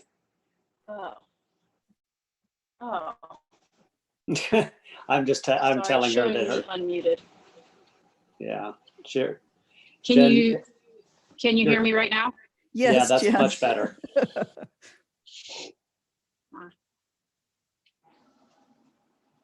And Can now you hear me? Yes. Please continue. You can hear me. Or start from the beginning. I don't remember Yes, what I think the idea is that these larger clumps of mangrove areas here have a significant, more significant regional value versus maybe mangroves that are along the shoreline. And so that's what goes into that UMAM analysis. And so that's why, I mean, this is just one example of some offsite mitigation, but while they might look like little squares, those larger clumps of mangroves that can be preserved together have a better, you know, more bang for your buck as far as the wetland function that they're providing. In some cases, at least on the West Coast, we mitigate far away to mitigation banks. And then as development gets out to those areas, then as the chair mentioned, we've got development around the areas. And so then they become degraded and then we develop what was supposed to be protected. Now I understand that's a philosophical comment and not something for the rule, but I'll save my other questions for after the other board members have had a chance to chime in. Thank you. Thank you, Colonel Roman. Ms. Thurlow-Lippisch. Thank you. This is Jackie Thurlow-Lippisch. Ms. Lehman, I wanted to say you have a lovely way of speaking and giving the presentation, and I very much appreciate all the time you put into those 45 slides. I did want to go back to. Thank you. Really nice. I wanted to go back to page 3, if you don't mind. And I just feel, and I think this is very much the situation throughout agencies and local government often, where sometimes the language doesn't really meet the goals of the board. And so to me, all of that on page 3, it's just, I have to say that I know it's Florida Administrative Code, but of course, all these things that we're doing are, you know, affecting fish and wildlife. And of course, there are impacts to water resources. And, you know, it's really hard to guarantee against those things. And that's the law, that's in the code. But the one thing that I feel like we do have, Ms. Lehman, and I just want to point it out for you and for staff, is that we have our new mission statement that said our goal is to safeguard and restore South Florida's water resources and ecosystems protect our communities from flooding, and meet the region's water needs while connecting with the public and stakeholders. That first part, to safeguard and restore to safeguard and restore South Florida's water resources and ecosystems. I really would ask Executive Director Bartlett to please answer the question of the Colonel here today. And I think it's the question of all of us. And it's, is that UMAM analysis ensuring that there is no wet loss, no net loss? I would imagine that it does not, unfortunately. Things that happen are almost always beyond language. And, we're living in a time that's just full of so many issues that we never expected. And I think that we have to look at our impaired waters. I mean, almost every water body is impaired. And so then we're doing, we're following the law. And of course, we have to continue to follow the law. But we need to be especially careful that we are, being careful with the things that mean most to our ecosystem and to those who live in the future. And so I think that we need to relook at our wetlands and how we're doing these analysis. And we don't want to come down on building or come down on making money. We're going to need to do that as soon as the COVID-19 lifts. However, have we kind of gotten into a situation where we just accept that we have impaired waters? Are we working hard enough? I think that the legislature always has a hard time, but I think that we can at least really show what we're doing and what we could do better to protect these wetlands. And outstanding presentation. I very much appreciate it. But I feel like this is an opportunity for us to ask for more. Thank you. Mr. Chair, this is Drew. Go ahead, Drew. I think, as we have learned more over time with respect to development and how we develop, I think there is absolutely a growing knowledge that there are better ways to develop to provide more protection of wetlands and downstream water quality. And so that's why I was real pleased to see, the governor's charged after 2 days in office to absolutely look at that and charge the Blue-Green Algae Task Force with looking at it. And then they came up with the recommendations that went into Senate Bill 712 to relook at this, to make sure that we are providing the right kind of protection that we need to provide, because I don't think we would have gotten there without the recognition that there is a better way to do it. So I am pleased that we are going in this direction to look at the ERP program and come up with all the ideas that could range from, like the chairman mentioned, coastal resiliency to offsite, runoff to UMAM, all these things. But I think we are at an opportunity to see if we can take what we're learning and apply it to an improved program. Thank you very much, Executive Director. And absolutely, I didn't mean to leave out the excellent things that have been done in Senate Bill 712. And certainly, perhaps it's just making more clear what those improvements will be. Thank you so much. I appreciate it. Thank you, Mr. Bartlett. Mr. Bergeron, you recognized? Well, thank you. Can you hear me? I can. Yeah, okay. Well, I think that looking at very highly populated areas versus very rural areas, the one thing that I've seen through my 50-year career is it's extremely important, obviously, to protect wetlands and make sure that we're mitigating wetlands, and obviously that obviously jobs and economic growth is important too, no question about it.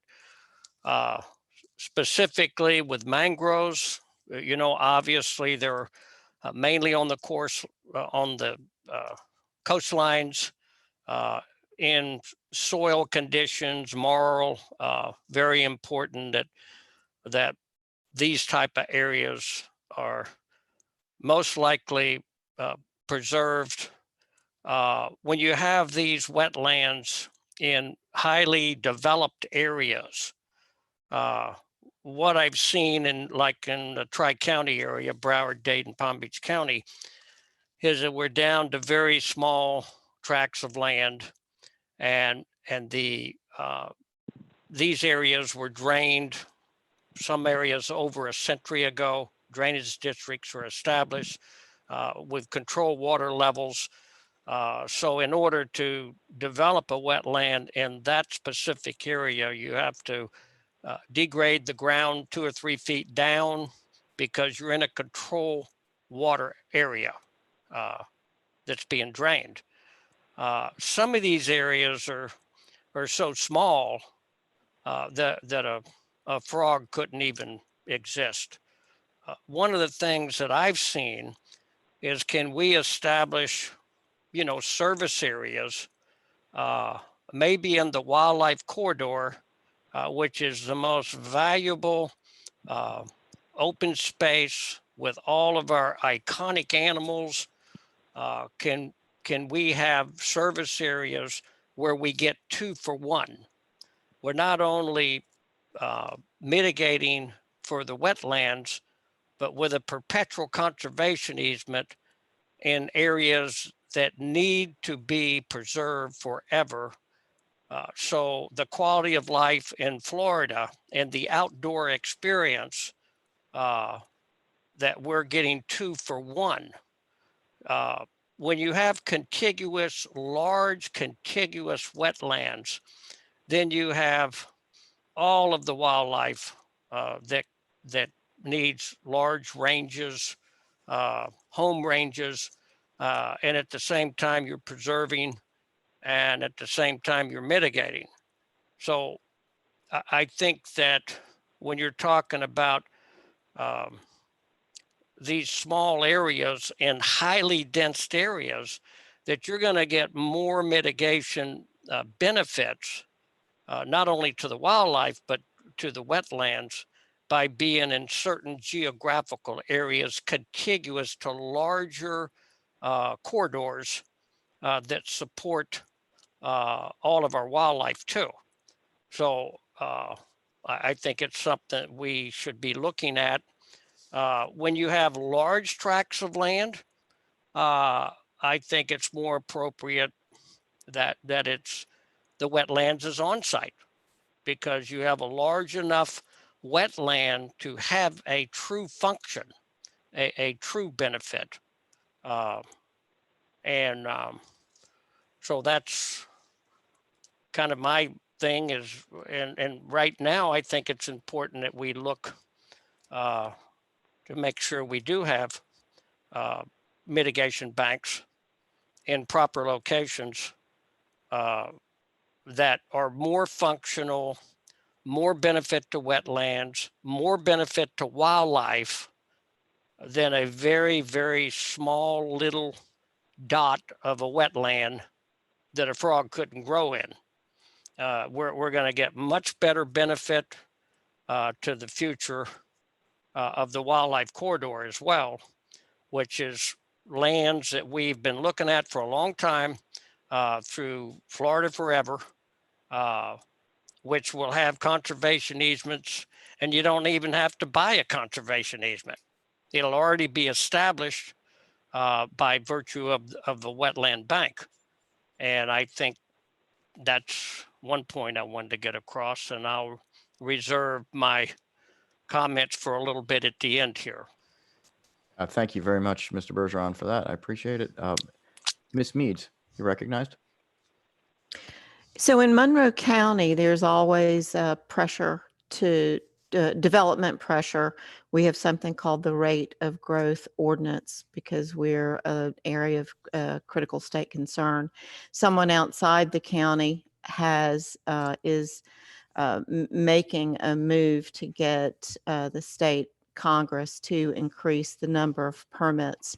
So just as a general statement, you know, there's always that pressure to develop. We're down to some really beautiful, large sites that should never be touched. But my question is pretty simple. I'd like to know the magnitude of what we're talking about. I'm assuming that we have a database where we could put together by year and county how many permits or how many actions. I don't really understand how the data can be presented to us, but is that possible over a number of years to get an idea of the magnitude of what we're talking about per county?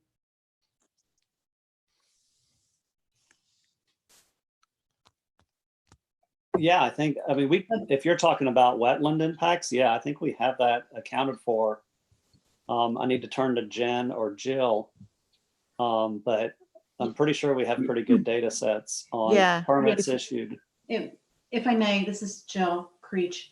Actually, we issue every year a report that shows the wetlands impact and the wetlands restored or gained in our district by county. And of course, we do very well with that because it also includes our restoration projects that we're working on. We issue that to the counties every year in December. I'd be happy to provide that information to you. I would love it if you could send all the governing board members a copy to our email. That'd be super. Thank you. Will do. Thanks. Thanks, Ms. Meads. Thank you, Ms. Creech. Let's see, Mr. Martinez. Thank you, Mr. Chair. Laura, mitigation banks. Does the district, I guess, make sure that there are enough mitigation banks for the market? Or do you just let basically the market take care of that? I know down here in Dade County, I've heard that I know that the FP&L Mitigation Bank, I believe they're enrolled in some kind of lawsuit down here with Durham, so that's been shut down. And there's a scarcity of mitigation banks for developers when they buy land. Do you all get involved in that, or you just that's up to the applicant to go and find whatever mitigation bank so they can get the credits that's required? Oh, great question. I mean, in terms of staff, at the staff level, we can only, I mean, the market typically handles that. We really can only review, you know, the mitigation bank applications that are submitted to us for review to permit a mitigation bank. The statute itself does encourage the DEP and the water management districts to, you know, participate in and encourage mitigation banking. So I don't know if Jen or Jill wanted to chime in, but we don't have control over the market itself. We can really only permit a mitigation bank application that comes to us if it meets the criteria, and then similarly, you know, authorize a permitted project to use a mitigation bank if it meets rule and is appropriate. So I don't know if someone else wants to step in regarding sort of the agency's role in looking for or helping establish a new bank.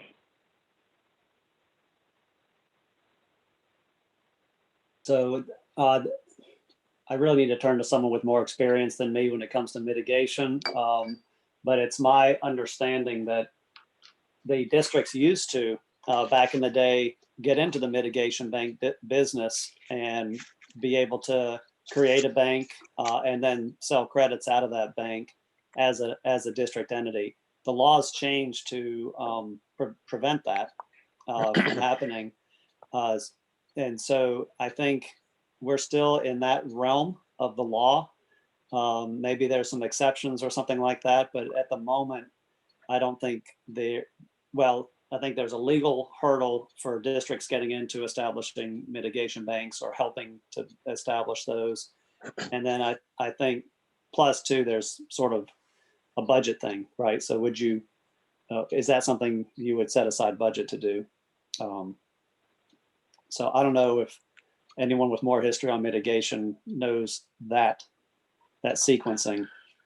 So you're saying, Drew, right now the law precludes the district from being a mitigation banker? I think there has to be a very narrow circumstance for us to be one, but come on, please, someone jump in. Hey, this is Paula. I'll speak a little bit to it and then probably flip it over to someone else too. But Charlie, there are some limitations in the law that have been placed there over the last decade or so for local governments and other public entities using property that's been purchased for conservation purposes as banks. As you can imagine, some of that ended up in the law because private mitigation bankers and the concern about there being unfair market competition between a public body and versus a private entity. There are cases when, let's just use a local government owned bank. There are cases when a private project can use a local government owned bank for mitigation purposes, but it is limited. For example, if state and federal mitigation credits are not available in that particular area to offset the adverse impacts of a project, then a local government could allow permittee responsible mitigation. But it's not as wide open as it used to be. Okay, I had no idea that that we were restricted to be a mitigation banker. Okay, that's interesting. Yeah, we are. Okay, thank you. Thank you, Mr. Martinez. Vice Chair Wagner. Thank you. What alternatives are there to a developer's, route into a mitigation bank? Do they have other options other than going to a mitigation bank? Or is that it? This is Laura. No, absolutely. If they have the availability on site to mitigate on site and it would be a viable mitigation area, they can certainly mitigate on site. The other option is the off-site mitigation. If they own or are able to purchase another property nearby that has wetlands that they could restore or enhance, they could also mitigate in that fashion as well. Okay, because one of the examples that you had put in the PowerPoint was, I think, a Loxahatchee wetland that was owned by the district. Okay, yeah, that's, and I apologize if I wasn't clear, but that's actually a mitigation bank, a permitted mitigation bank that's owned by the district, but it's a formal permitted mitigation bank. Okay, can you explain to me procedurally what happens? Like the developer wants to develop or acquire certain land, and then as part of that permitting process is maybe not required, but goes to a mitigation bank, for instance, the Loxahatchee mitigation bank strip, and purchases credit. But we own that land where the money goes into the bank. All the money from the developer goes into the bank, and the bank sits on top of our land. And what happens next? Where does they just sort of maintain the wetland there? Is that what happens? Mr. Wagner, this is Jill Creech. The underlying property is owned by the district. The bank itself is administered by a third party and will be until all of the credits are sold. At that point, I believe it will be turned back over to us for perpetual maintenance. Okay, so what they're doing while they're permitted to be on that wetland and sell credits is they are doing the type of maintenance that we would normally do if the bank had not been there? I'm not specifically familiar with the history of Locks Bank, but the money from the credits that they sold are obviously, yes, reinvested into maintaining the success criteria for the site, in addition to other things, I presume. But so they have pretty stringent success criteria that they must maintain, thresholds for nuisance vegetation and exotic vegetation. They do controlled burns, they do plantings, they do other herbicide treatments, et cetera. So that's all part, the money that's gotten from the credits sold is folded back into maintaining the the functional value, the lift for that site. Okay. And Mr. Wagner, can I just add to your previous question? In order for a bank to get credits to begin with, they have to do something kind of above and beyond. So they might get a certain number of credits associated with just preserving the property in perpetuity. But where they get the credits, the quote lift, the ecological lift, is from doing restoration activities that weren't already occurring. And so there is lift there that is required for them to ever qualify for a credit in the first instance. Yeah, because it seemed to me, I was a little bit unclear. It didn't seem that efficient to me, I guess is what I'm saying. Like, and I think what I heard in the last question was we're not really allowed to operate a mitigation bank. But and this one predated some of those restrictions that are in today's law as well. So this one predated some of those previous laws. Why are we, maybe the question is, are we even able to put up a situation where we tell people just forget paying a mitigation bank, just pay us and we'll do it? We get more bang for our buck doing it probably in-house anyway. I don't think the law currently allows for that, but I can certainly look at that. Okay, because does the litigation, I'm sorry, Paula, when I talk to you, it's normally litigation. Does the mitigation bank that sits, the Loxahatchee mitigation bank strip? Hey, Callie. Does the litigation, sorry, that's twice, strike two. The mitigation bank strip, do they lease the property from us? They probably have an MOU with us, but I'll dig into that and I can take a look. Again, it predates the current statutory language. It was permitted before December of 2011 when there were some changes to the law. So I don't know exactly how that mechanism was memorialized. I don't know if Tony is online and knows, but I know other public entities have memoranda of understanding with banks. I think we might actually get payments from Loxahatchee as well, Scott, Mr. Wagner. So Paula? I can dig into that and let you know. Paula, this is Stephen Collins. I managed the Corkscrew Mitigation Bank prior to coming to the district, and that's the other district bank. And we had a management agreement with the district, which called for us to share a percentage of the gross revenue with the district. So in addition to getting a permit, doing the restoration work, and then doing the long-term maintenance work, we also had a revenue sharing component of the management agreement. Okay. All right. Thanks, Steve. That's it. By the way, Scott, this is Charlie Martinez again. There have been instances when that has happened.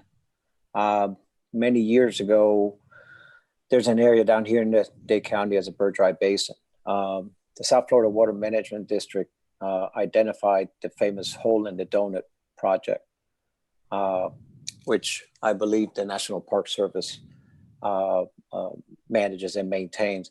And at that time, for example, I did a number of developments in that basin, and they established a rule that for every acre that we would develop, there was a fixed amount per acre that we paid to the district, and the district used that money I guess via the Park Service, to improve the hole in the donut lands. I think back in those days, I think it was like $40,000 an acre or something. So it has happened. Okay, thanks. Thank you all. Mr. Butler, you had your hand up. Would you like to say something? Yeah, just a question. Good discussion on mitigation bank. Again, this is Ben Butler. Once a mitigation bank is established and once all the credits are sold, two questions. How long is that mitigation bank to remain a mitigation? And that's a rhetorical question, I believe. And second question is, what was the second question? One, just answer the first question there. Okay, well, this is Laura Lehman again. Once the project, even if it's sold all of its credits, a mitigation bank is in perpetuity. So the property would enter the long-term management phase, and it's got, you know, a perpetual conservation easement on it. So it would have to be maintained in perpetuity by either the mitigation banker, or if the mitigation banker is able to transfer the property to, as Jill mentioned, maybe a governmental entity, then the governmental entity would take over. But either way, it would be managed in perpetuity. And so has the district taken over any full mitigation banks? Not that I'm aware of. Okay. And then the other question I remembered, is there ever an opportunity to increase after, let's say after a mitigation bank is, you know, you've kind of gone through the plan, you sold all your credits, you consider it done, but is there ever an opportunity to take it a step further and reopen that mitigation bank? Do you mean like maybe adding area to the mitigation bank in that regard? Or enhancements? Well, I think it would depend on the specific enhancements. If the specific new enhancements weren't previously proposed, and if they would actually add ecological value, then that is certainly something that could be considered in a permit modification to the mitigation bank. But, you know, the banker would definitely have to prove and demonstrate that it's going to result in additional, you know, ecological lift. Are you aware of any instance where that has happened?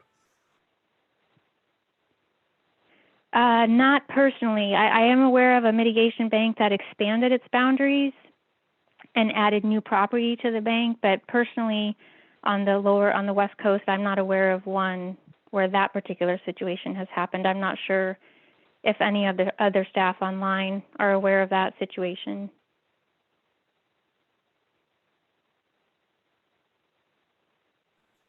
Okay. Thank you, Mr. Chairman. That was all I had.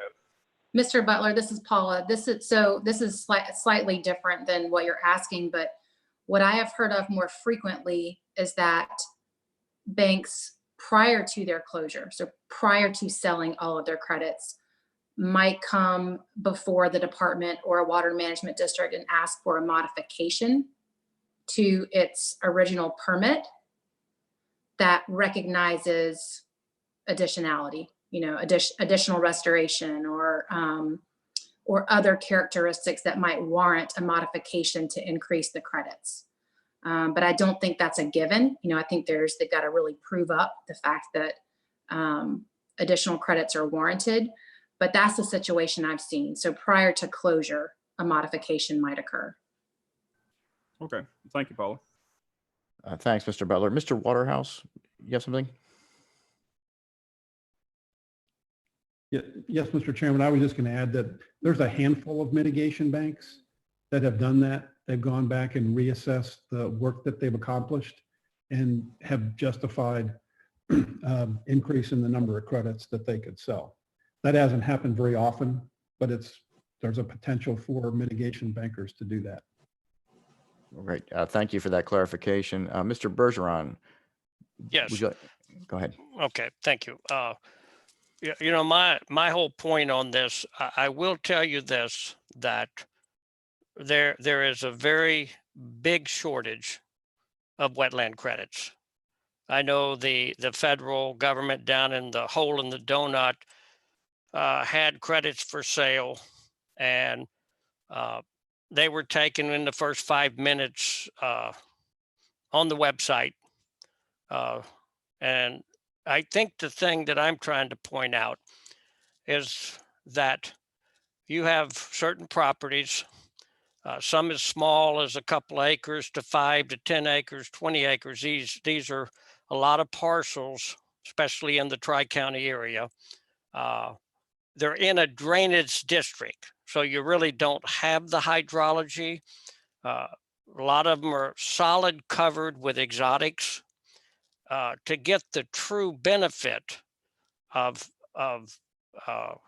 credits to mitigate, there needs to be wetland banks available in service areas. And I believe the wildlife corridor is a fine example. Is that in that corridor, I've seen thousands of acres of land that was preserved forever for panther credits, right in one of the most pristine areas in the Everglades.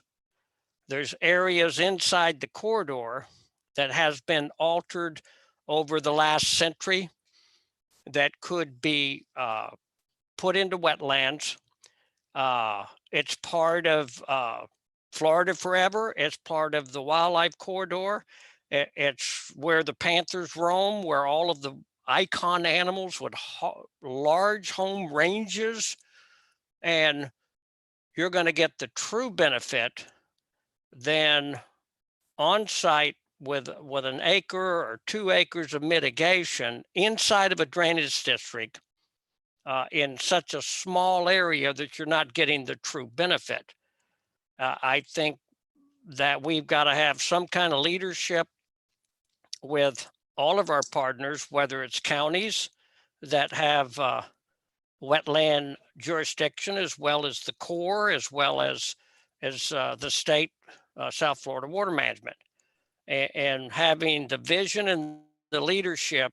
Where do we get the biggest benefit on the preservation of the most pristine land in the wildlife corridor, and how service areas where this conservation easements, wetlands can be built, banks inside of an area that we're wanting to preserve anyway. As long as we're getting the uplifts and we're getting the full value, we're getting multiple benefits. But we got to put this together, because I'll tell you, you have the Corps, you have the states, you have the counties. It's interesting that when they go to do a UMAN, all 3 of them could be different. And then one wants it on site and one wants it off site. It's a very confusing process right now. We need to streamline the process and make sure that we're protecting the environment and we're protecting it and getting the most benefit for the future of South Florida. And I think this is a very, very important issue. Some of these credits, now I don't know who gets the revenue in Loxahatchee, but these credits are now $250,000, somewhere in that range. And I don't know whether South Florida's getting the revenue or some private individuals getting the revenue. But remember, whatever we do and how we do it, we need to be getting 2 for 1, the biggest bang for the buck. And we have to be conscious, because all of these costs is a pass through to the future generations. So I think we need to really have more study on this and work with our staff and see if we can expand the service area to be able to preserve land and be able to mitigate properly and still have reasonable economical growth and jobs and protect our environment in the most pristine locations. And I think That's my opinion on it. Oh, thank you, Mr. Bergeron. Well said. Mr. Lipich. My God, can you hear me? Shoot, I can hear you. sorry, thank God I didn't say anything else. I just wanted to say I totally am inspired by what Mr. Bergeron is saying. And I've always tried to find a way to support those wildlife corridors, but I wouldn't have the expertise. Thank you so much. I think those are great ideas. I hope we look into those ideas as a district. Mr. Bartlett. Yeah, we are. Thank you, Mr. Bergeron. Well, thank you all for your comments on that. And thank you very much, Ms. Lehman, for an excellent presentation and a great discussion. We're going to move Chair. on. Yeah. Mr. Chair, I had one question on the mitigation bank, if you would allow it. I'm sure. Charlotte Roman. The question that I had was the mitigation bank that's operating on the district land at the Loxahatchee. When all the credits are sold and they turn that land over to the district, does the money come from their operation to the district so we can maintain that land? Or do we start from zero? So that's a great question. As part of the mitigation bank permit, and it's required in the rule, the mitigation bank, when it's first established, has to provide financial assurances, not only for the construction phase of the mitigation, but also the long-term management phase. So when the property is transferred over, there would be long-term management funding available that would have to be transferred to the long-term operating entity. Thank you. Thank you, Mr. Chair. Mr. Chairman, just you mind if Mr. I jump Butler? on? Go ahead, sir. When you say long term, this is Ben Butler. When you say long term, is that perpetuity? Yes. Or sunset. Okay, it is perpetuity. Okay. Got it. Great. Thank you very much, Ms. Lehman. We're going to move on now. We're going to take a look at compliance and enforcement with Mr. Blythe. Thank you so much. Thank you.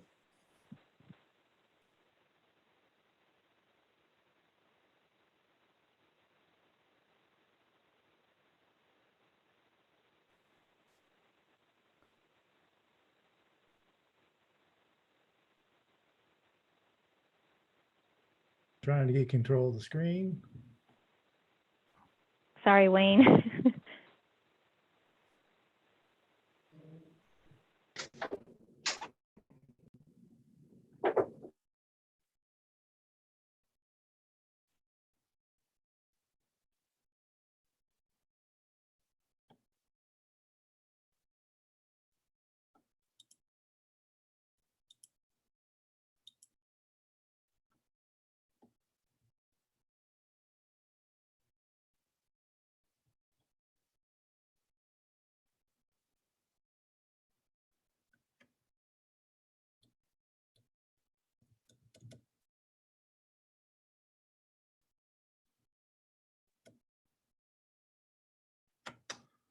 Good afternoon, governing board members. My name is Wayne Blythe, and I'm a professional wetland scientist and serve as the Natural Resource Section Administration for the Regulation Division. Thank you for this opportunity to provide information on the district's environmental resource permitting program regarding compliance and enforcement.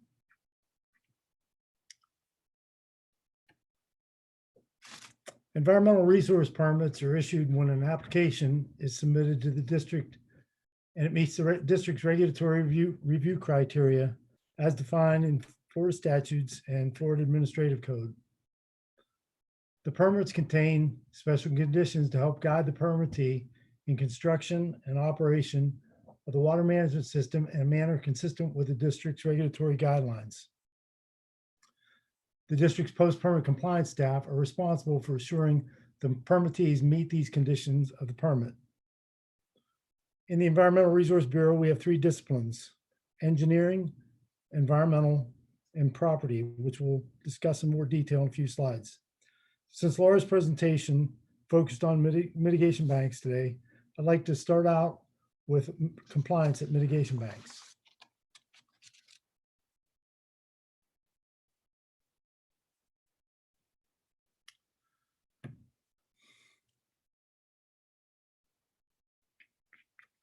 Mitigation banks ERP contains special conditions to address the fact that they provide compensation for wetland impacts authorized by other ERPs. The special conditions reference a plan that details the actions the bank will take to enhance the conditions of the wetlands on their site. The implementation of the plan provides the functional gain, as Laura mentioned, offsetting the functions and values lost in the development of other sites. But before the district releases any credits to the bankers for sale, the bank must implement their wetland improvement plan. This ensures that wetland impacts authorized in other ERPs are adequately offset prior to those impacts occurring. Once plans are implemented, it's important for the banks to maintain compliance so that site condition enhancements are not lost or degraded due to the lack of management. Permit compliance and enforcement is a vital function of ERP. Without these two supportive roles, there's no need for permits. Each ERP has post-permit compliance actions requiring permittees or their consultants to provide documentation on the project's progress. The post-permit compliance actions include pre-construction meetings where staff meet with project managers, engineers, and consultants to go over the permit requirements during construction. Engineering certifications submitted as proof that the construction that occurred on the site is in substantial conformance with the permit. Property documents, including ownership documents, easements, and cross-party agreements. Site inspections by staff. Conservation easements covering preserved and protected wetlands. Financial assurance documents for projects with mitigation on site that exceeds $25,000. Protected species such as the Florida bonneted bat and fox squirrel, as well as wetland monitoring reports. When these items become due is dependent on whether the item is tied to the permit issuance date or the commencement of construction. Permit application review staff are responsible for assuring proposed work is in compliance or in harmony with statutes and administrative code. Post-permit compliance staff are responsible for tracking all post-permit compliance actions, whether at a mitigation bank or other permitted site. Compliance staff are responsible for monitoring the construction activities and ensure that wetland protection measures are implemented. Regulation staff consists of 3 discipline groups: engineering, biology, and property. And within each of these groups are 2 teams. A review team responsible for application review up to permit issuance, and a compliance team to follow up handling post-permit compliance and enforcement. As I mentioned before, the permit application team work is complete at permit issuance. Then workflow is picked up by the compliance team. Not all of our permits issued have wetlands or wetland requirements needing to be followed up. The ones that do have numerous post-permit compliance actions to fulfill. These actions require the permittee or the consultants to document the progress of the project. Tables such as this are included in all permits that describe post-permit compliance actions. The column headers deal with the general and special conditions, numbers of the permit, the date it was added, the description and type of item that needs to be submitted, the due date when the submittal is to be made, and the date it was accepted. The first 2 items on the list are primarily engineering-oriented deliverables. The third item is a property-related item, and the remaining portion of the list has to do with environmental compliance. Our compliance staff work in teams, and they keep each other informed of the projects they visit and the status of the construction and ongoing compliance. A biologist may report construction issues such as the installation of exfiltration trench or control structures being installed so that an engineer can come out and observe what is being installed. Likewise, an engineer may report to a biologist that they observed the installation of mitigation plantings or an area being prepared for mitigation. The bottom line is that project compliance is the overarching goal, and we can accomplish more by working together as a team. Compliance issues are identified through routine inspections of the site, public inquiries, or reports of localized flooding. The district's compliance staff are responsible for ensuring that long-term operational commitments in the permit are maintained. Since our discussion today is centered on wetlands, let's look a little more closely at what is required in a wetland monitoring report.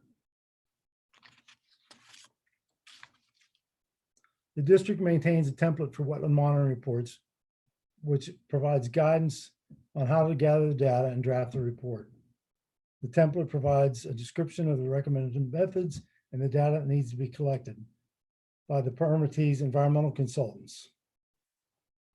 District staff coordinate with the consultants to properly locate representative vegetation transects and quadrant sampling stations. The report includes fixed transects with sampling stations at changes in habitat, a vegetative description of native habitats with photos, an observation for coverage of nuisance and exotic vegetation, a rainfall gauge, and staff gauge to monitor wetland water elevations, along with wildlife observations.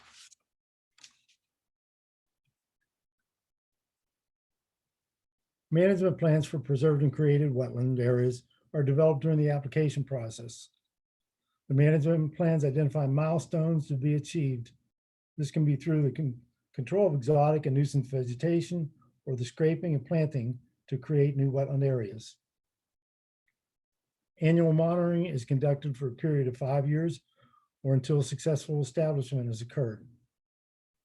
Routine observations, exotic and nuisance vegetation must be kept below 5% of total plant cover. This may require numerous treatments with herbicides to control the nuisance plants. Routine observations are made so that mitigation continues to trend toward success. Potential problems are addressed as soon as they are identified. The preserve areas must be maintained to permitted standards in perpetuity and are periodically inspected for continued compliance. By periodically revisiting preserved areas, staff anticipate catching problematic areas, particularly regarding exotic plant infestation and off-road vehicle impacts. Our current goal is to revisit preserved wetlands that are in perpetual maintenance. These are the ones that have been completed their annual monitoring and visit them every other year.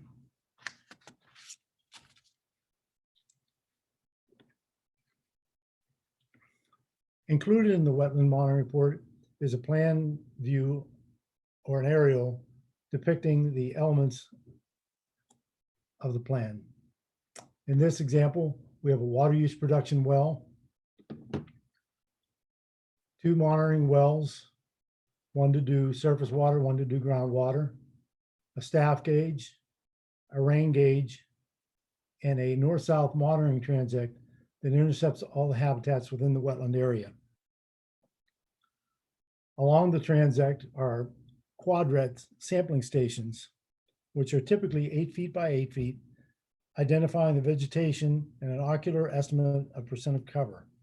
This is recorded annually in a table so that we can monitor progress on the wetland and to make sure that it's staying as it was originally preserved or it's being enhanced. There's also photos included to document any wetland condition changes. Another element in the plan is a wetland cross-section. In this example, the green represents the floor elevation of the wetland. The blue dashed line is a natural pool or control elevation, and the dashed red line is the seasonal high water elevation. The blue vertical lines are the quadrat sampling stations, where changes of habitat occur.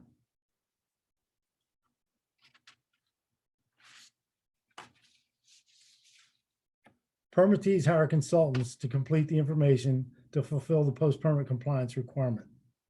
Once the report is submitted, it's reviewed by district staff and a site inspection is scheduled with the consultant. During that inspection, the health of the wetland is reviewed and discussed. We bring up relevant issues and discuss them with the consultants and develop a plan of action that's agreed upon by both parties. The report includes a table of species and percent cover for each station and each transect. If there's multiple wetlands that are being looked at, there's multiple transects and multiple data in the report. These are compared from year to year to monitor the trends in the wetlands. Rainfall and staff gauge data are also tabularized and graphed. The observations for wildlife are made and recommendations are made for corrective actions. These actions may include supplemental plantings or additional treatment for exotic and nuisance plant species. The project's determined to be in compliance or non-compliance with permit conditions. Once that's determined, the staff call the permittee to let them know of the project status and sends correspondence supporting the findings. We send different types of correspondence depending on our findings. A notice of compliance notifies permittees that their project was inspected, is in compliance, and the date the next monitoring report is due. In other words, they have successfully accomplished the required post-permit compliance action. Some projects receive notices of non-compliance that request compliance or a submittal of an action plan to correct the problems. The action plan details steps that will be taken to achieve compliance. They may request additional time, particularly if the task to accomplish is large or complicated, such an area overrun by old world climbing fern that will require multiple treatments over numerous months to get under control. First and second notices allow 30 days to take action or submit a plan of action. Our final notice allows 15 days before possible enforcement action is taken. We call this the 30-30-15 plan. It provides the best opportunity for our staff to work with permittees and consultants and leads to a more successful resolution with issues at their site.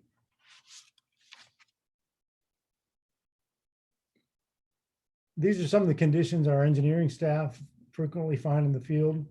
You'll see on the photo on the left, there's a control structure that's getting filled up with debris. This is in need of maintenance.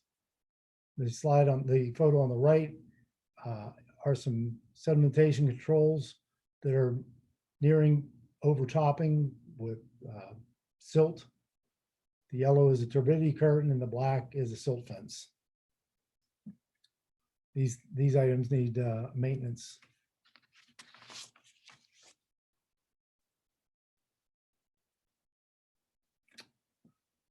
And the photo on the left is a control structure overgrown with vegetation needing maintenance. Sometimes the structures are so overgrown, they're difficult to locate. And we've got to get with the landowner to help us in finding them. In the photo on the right, the head wall with the board on top of it and the control structure have experienced erosion. The lake banks eroded, and these items, which are normally have the embankment up against them, have been exposed.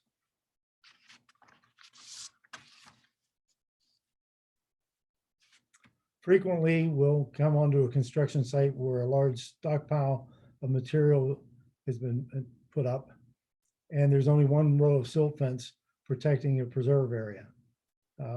We get with the on-site manager and have them pull back the slope and or add additional silt fencing.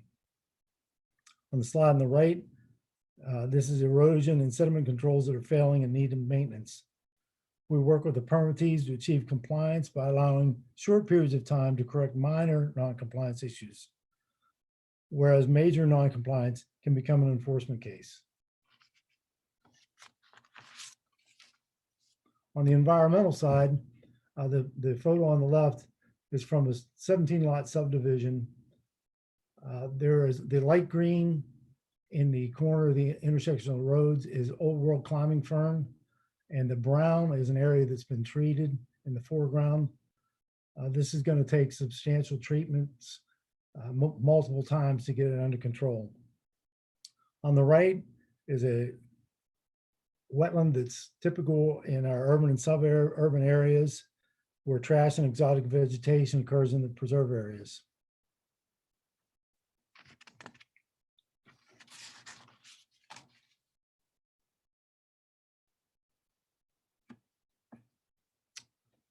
On the slide on the left, frequently these areas become drop-off locations for broken and worn out appliances. Our staff works with the permittees to get these items removed. In the photo on the right, this preserve area is overgrown with vines. Sometimes they're native, but become a nuisance due to their aggressive growth. In this photo, there are native wild grapevines covering exotic Brazilian pepper, all in need of control.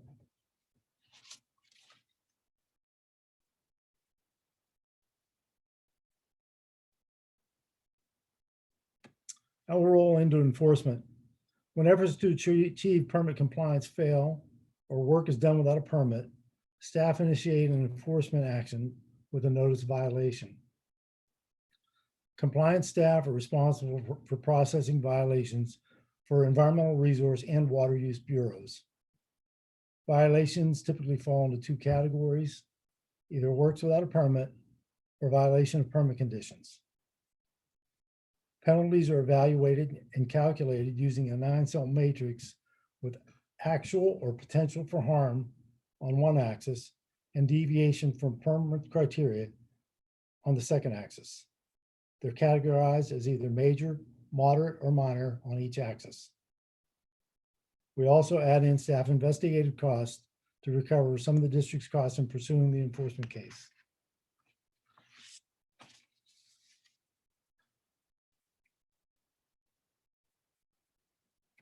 This enforcement case is not one of our typical cases, but is one of the larger ones the district has initiated.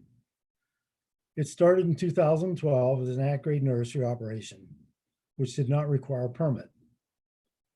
Over time, the owners saw an opportunity for a truck parking facility, and they began to work in wetlands, expanding the small nursery into a large truck parking facility. Our staff worked with local governments over the intervening 4 years, frequently having phone calls and correspondence refused and lacking communication with the owners. With legal assistance from the Office of Counsel, a complaint was filed with courts, motivating the respondents to settle the case prior to any hearings. The district required the landowner to obtain an environmental resource permit, address the wetland impacts through mitigation, both on-site and by purchasing credits, and pay substantial penalties and costs through the consent order process. This shows the effort that we may need to put forth to enforce our regulations. Most cases do not require this level of effort.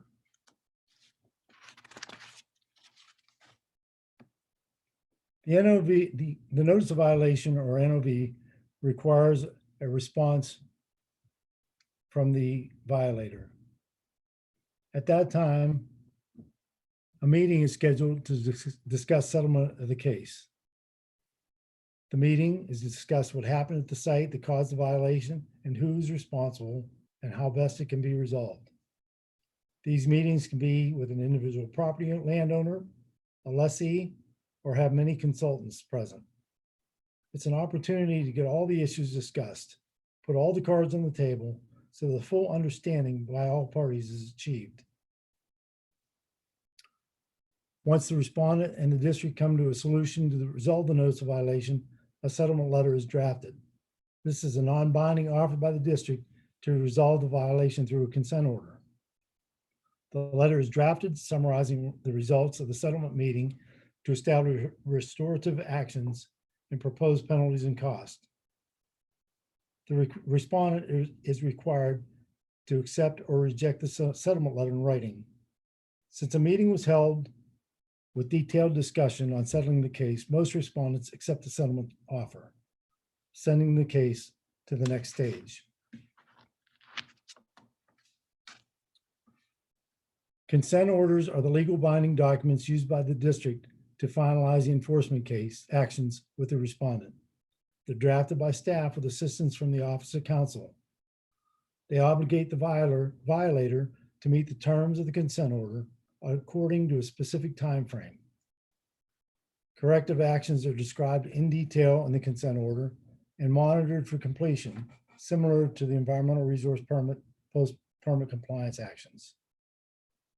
Failing to comply with any portion of the consent order may result in the district filing a petition for enforcement, requesting a civil court to enforce the terms of the consent order. When a permittee signs a consent order, he waives the right to a Chapter 120 administrative hearing. And once the case is resolved, a case closed letter is sent to the respondent closing the file. In summary, district compliance staff are engaged with permittees and their consultants through the post-permit compliance actions after an ERP is issued. Staff provide advice and recommendations whenever problems arise with the goal of maintaining project compliance. Whether it's in the field, by phone, or in the office, our staff are committed to their permitted projects. Permittees are encouraged to maintain compliance through a schedule of post-permit compliance actions agreed upon at permit issuance. Through this program of periodic field inspections, we work to assure that the permit is being followed and the problems are identified early. Finally, enforcement is initiated when all efforts to attain compliance have failed. During fiscal year 2019, the district has had 23 employees in compliance and enforcement. These include 11 engineering staff and 12 environmental staff. They've conducted 5,355 inspections, received 829 construction completion certifications, and 415 monitoring reports. This has resulted in 1,000, almost 1,800 compliance letters issued and 886 non-compliance letters. On the enforcement side, we've opened 57 cases, new cases, closed 34 cases. These are cases that have completed all their deliverables within the consent order and generated approximately $250,000 in revenue. Are there any questions? Thank you very much, Mr. Blythe. Does any of the governing board have questions? While you're thinking about it, I have one I can ask you. On slides 13 and 14, you talked about non-compliance a little bit. You know, those pictures looked like they probably took place way after the ERP was delivered or permitted. And I'm wondering, how do you deal with sort of the next generation of owners going from the developer and the engineering community to the property owners and the homeowners associations 10, 15 years down the road?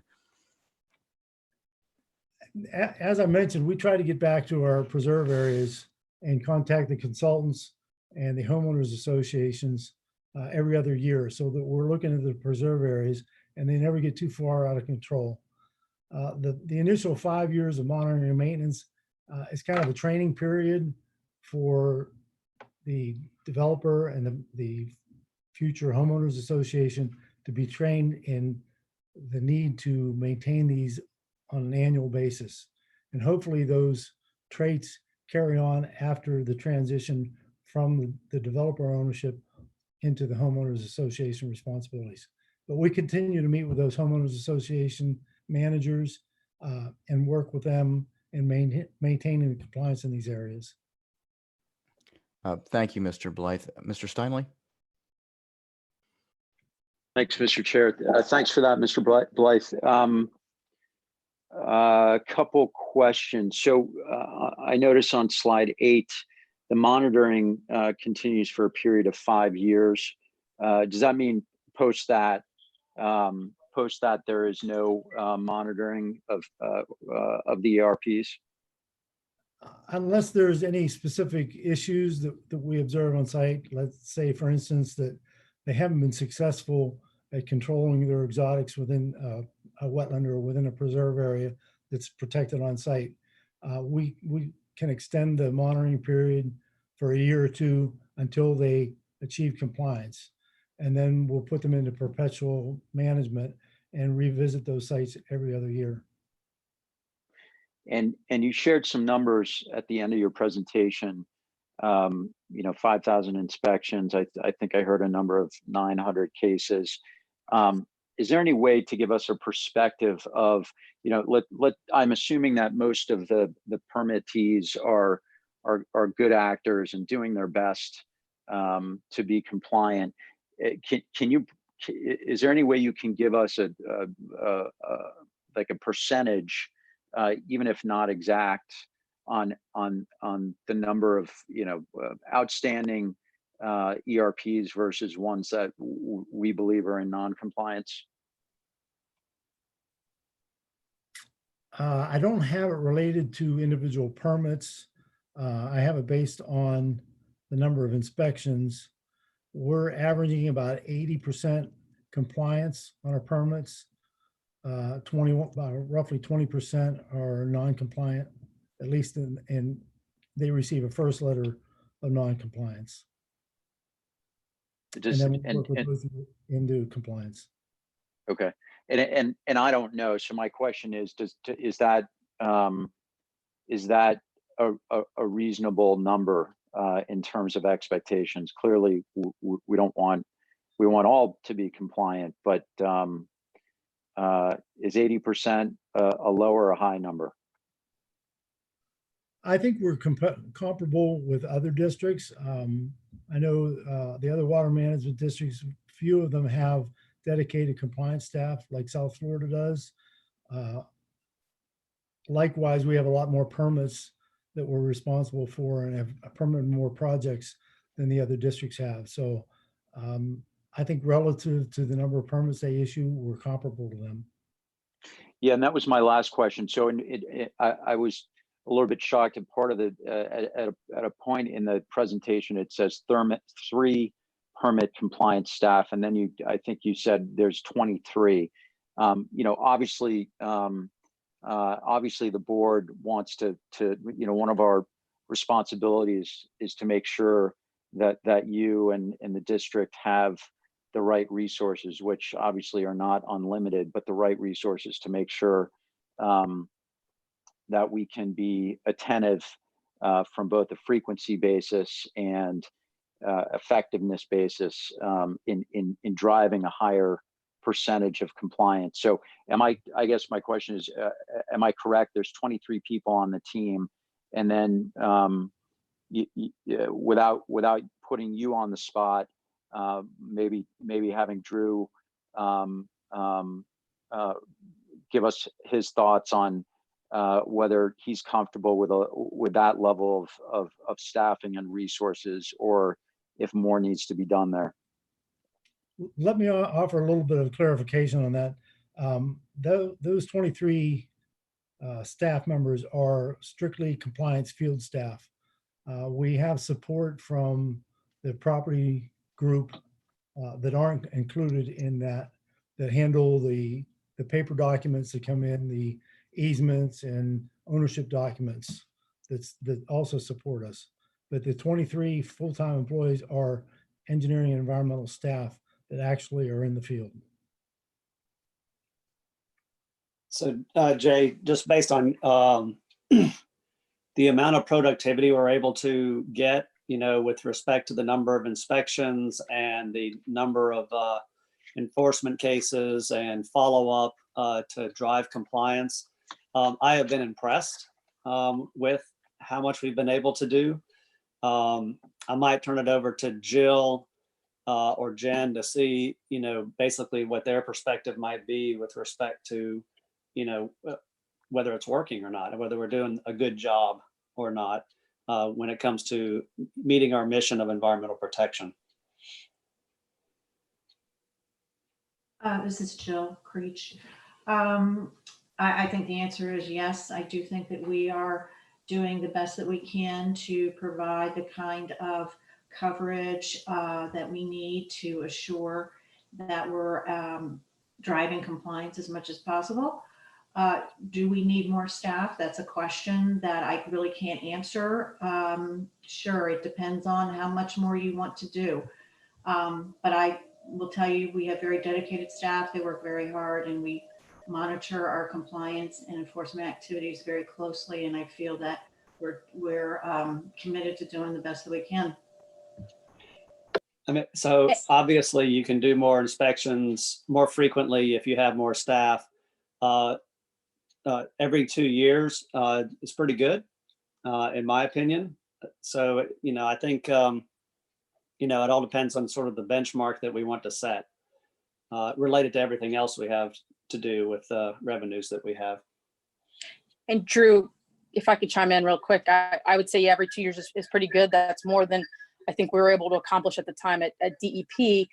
And, compliance rate is certainly one metric or benchmark, and 80%, we're always going to strive for a higher compliance rate, but keep in mind that non-compliance is quite a range, from submitting just a paper document, a little bit late, to, impacting wetlands that weren't authorized. So there, you can kind of break that down a little bit more and have, in reality, the true compliance rate, may be higher than 80% when you look at the meat of it. Mm-hmm. Okay, thanks, everybody. Thanks, Mr. Chair. Thank you, Mr. Steinle. Ms. Thurlow-Lippisch.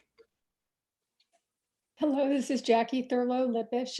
Mr. Blythe, I just wanted to ask if the permit compliance is open to the public. For instance, if someone had a property next to one of these entities that you were following up on, or is it private information?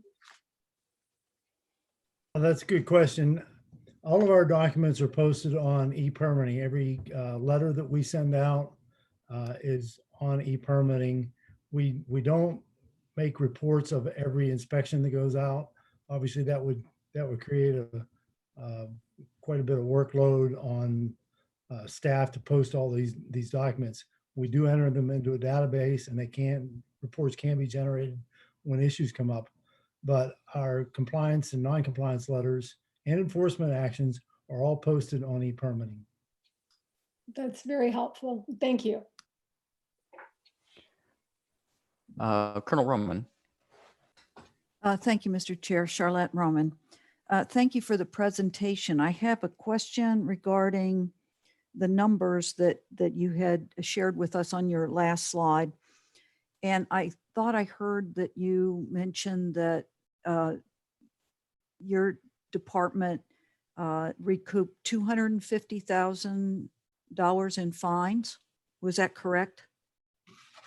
Yes, that's correct. We in fiscal year 2019, the exact number was, this was penalties and costs, was $246,505, almost $506. Who sets the fee schedule for these fines? As I mentioned in the presentation, we have a 9-cell penalty matrix. We discuss the supervisors in compliance, discuss the enforcement action with the staff involved. The supervisors propose a penalty commensurate with the work that was done on site, and that is sent to me, another section administrator, and a bureau chief, and we review those so that we maintain level playing field for anybody that's in violation, so that a comparable violation in the Orlando area is assessed a similar penalty for a violation that may be in Miami-Dade area. So there is a little bit of subjectivity to the fine that's administered. There is a penalty matrix that we follow that has the first step is to determine whether it's a major, minor, or a moderate violation on each one of these axes. And it gives us a penalty range within that cell. And then we determine the approximate length of time that we think it took to create the violation and assess the penalties in line with that. Would you, from your estimate, would you say that your fines have remained fairly consistent for the past 5 years? I would say over the past 5 years, yes, they have remained relatively consistent. Okay, so there's been no increase in your fines over the past 5 years. No, I would say we've been fairly consistent over the past 5 years. We've averaged between $200,000 and $300,000 each year. Does the $250,000 that were recouped in fines roughly pay for your department? Well, we don't have a dedicated enforcement department, so our time is shared with compliance staff. So it's difficult to segregate the time that they're spending on the non-compliance issues as opposed to what becomes enforcement issues. Would there be any way that you could apportion that and kind of look at that in a general way? Yeah, I think this is Drew. Certainly we can break down sort of our regulatory division that Jill has and sort of line up sources of revenues to expenses in that division. I think that not only are there fine revenues, but there's permit application fee revenues as well. And have the permit fees roughly stayed consistent over 5 years as well? Well, I wanted to ask whether the fine structure or the permit fee structure is set in state statute, because we're implementing a delegated program here with environmental resource permitting. So I'm not sure where the source of those types of numbers come from. Yeah, Drew, that's what I was getting at with my question, whether we had a regulatory framework that might not have been updated for several years, or if we set our own, and so that would be good to know. Mr. Waterhouse, do you have an answer to that? Yeah, yes, sir, Mr. Chairman, if I may. This is Tony Waterhouse.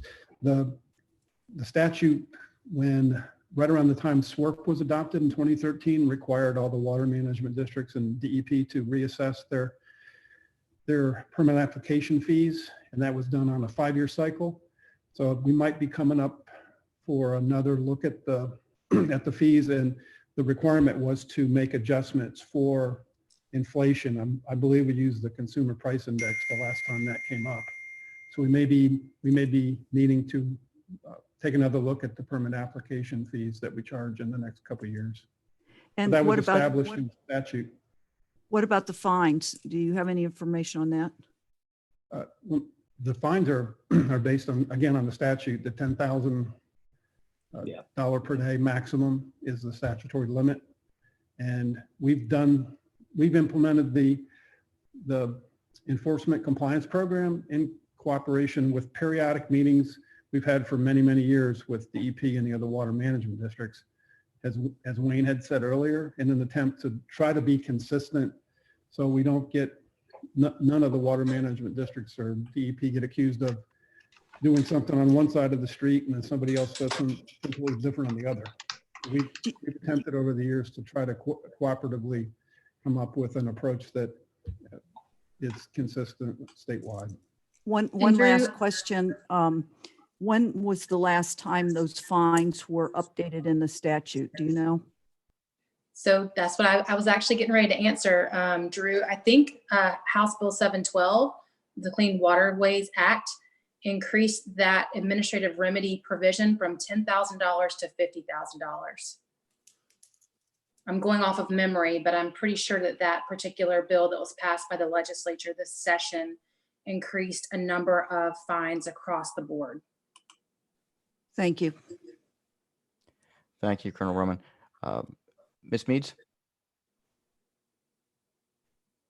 I'm just wondering if our own Inspector General has looked at this program in the last 5 years. Is this on our schedule? I guess I should know, but I don't.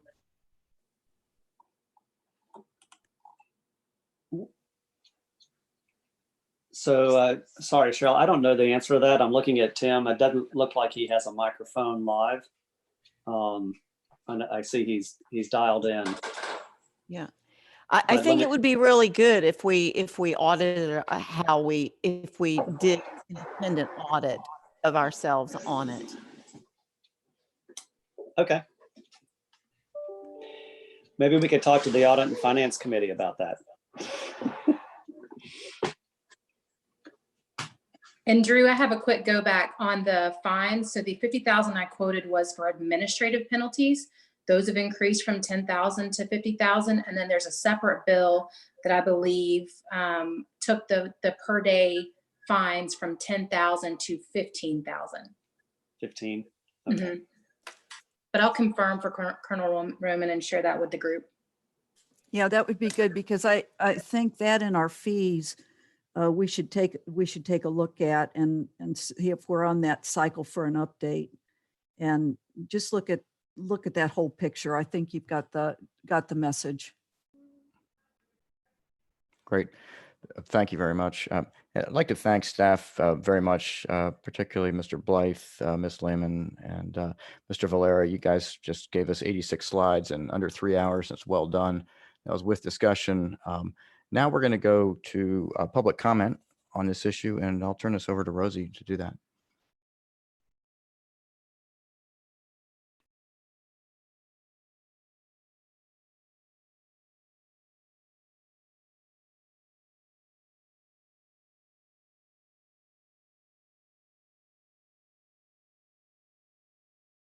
Hi, Mr. Chairman. We have one public comment, Brad Cornell.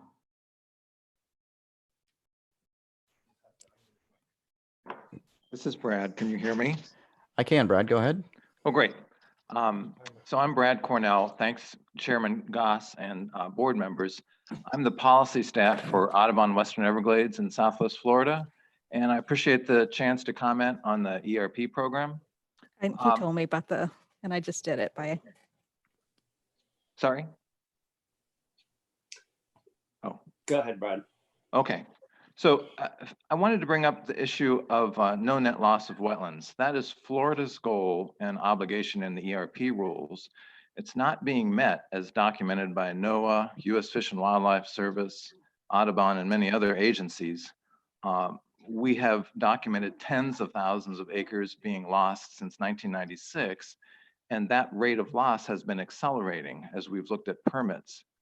The Corkscrew Swamp Sanctuary is losing all of its dry season surface waters from the deepest cypress wetlands almost every year since 2000.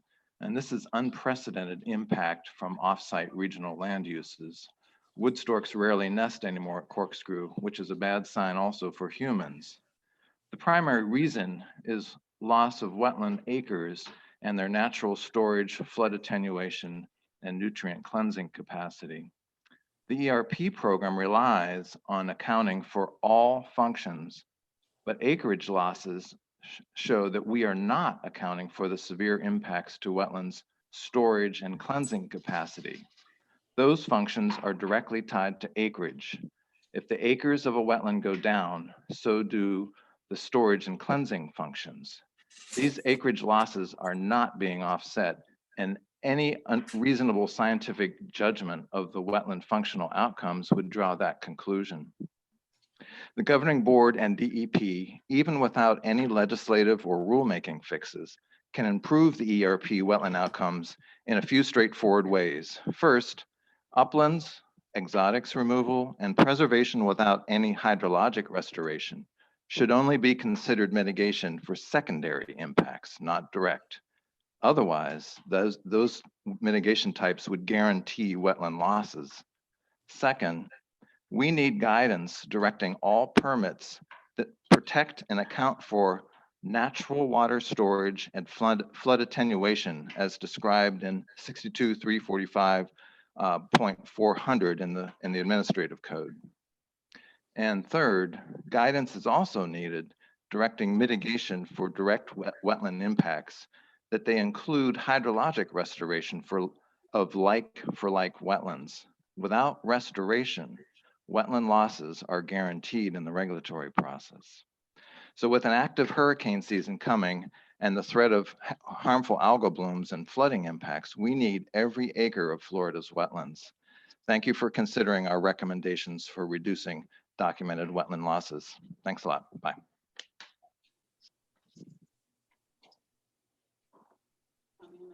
Doug Gaston. By 2 seconds. Excuse me a second. Can I have a question? I can't find my raise my hand. Am I the only one that missed part of that?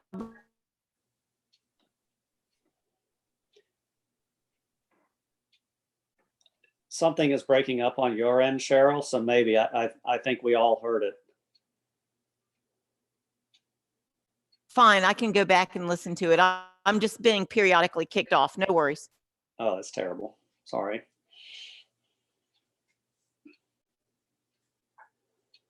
Doug Gaston.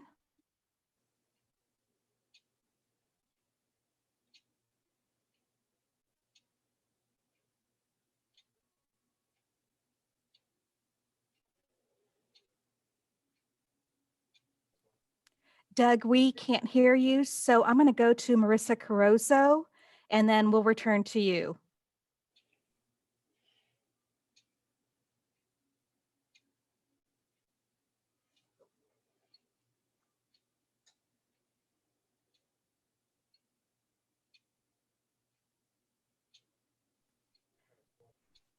Marissa, we lost your mic ability. If you could turn on your microphone, that would be great. We'll go on to Rayanne Wessel and then return to Doug Gaston and Marissa Caroso.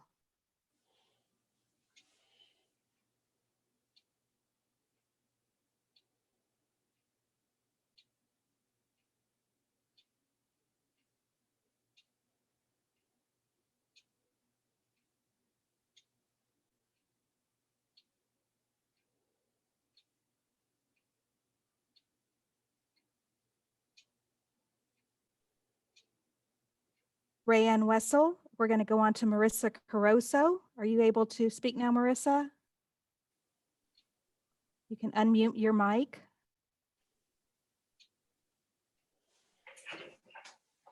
Marissa?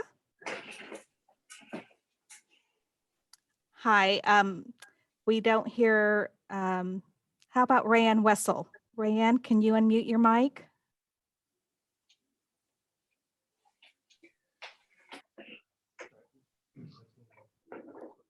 Okay, John Cassani? John, can you unmute your mic?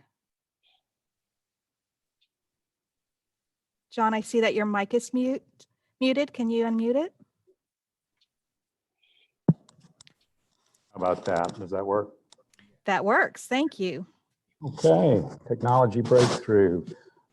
Thanks for holding the hearing on ERPs. It's an important topic. I'm the Clusa waterkeeper here in Southwest Florida. I had one quick question. I'm wondering what percentage of ERP projects that discharge to OFW and impaired waters are required to do post-construction monitoring? And if the answer is yes, and there are some, what was the assessment on compliance?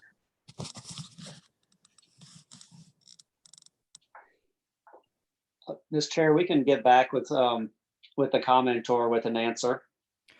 Thank you. I'd appreciate that. Mm-hmm.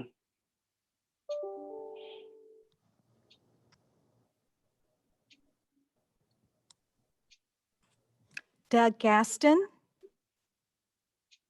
Doug Gaston?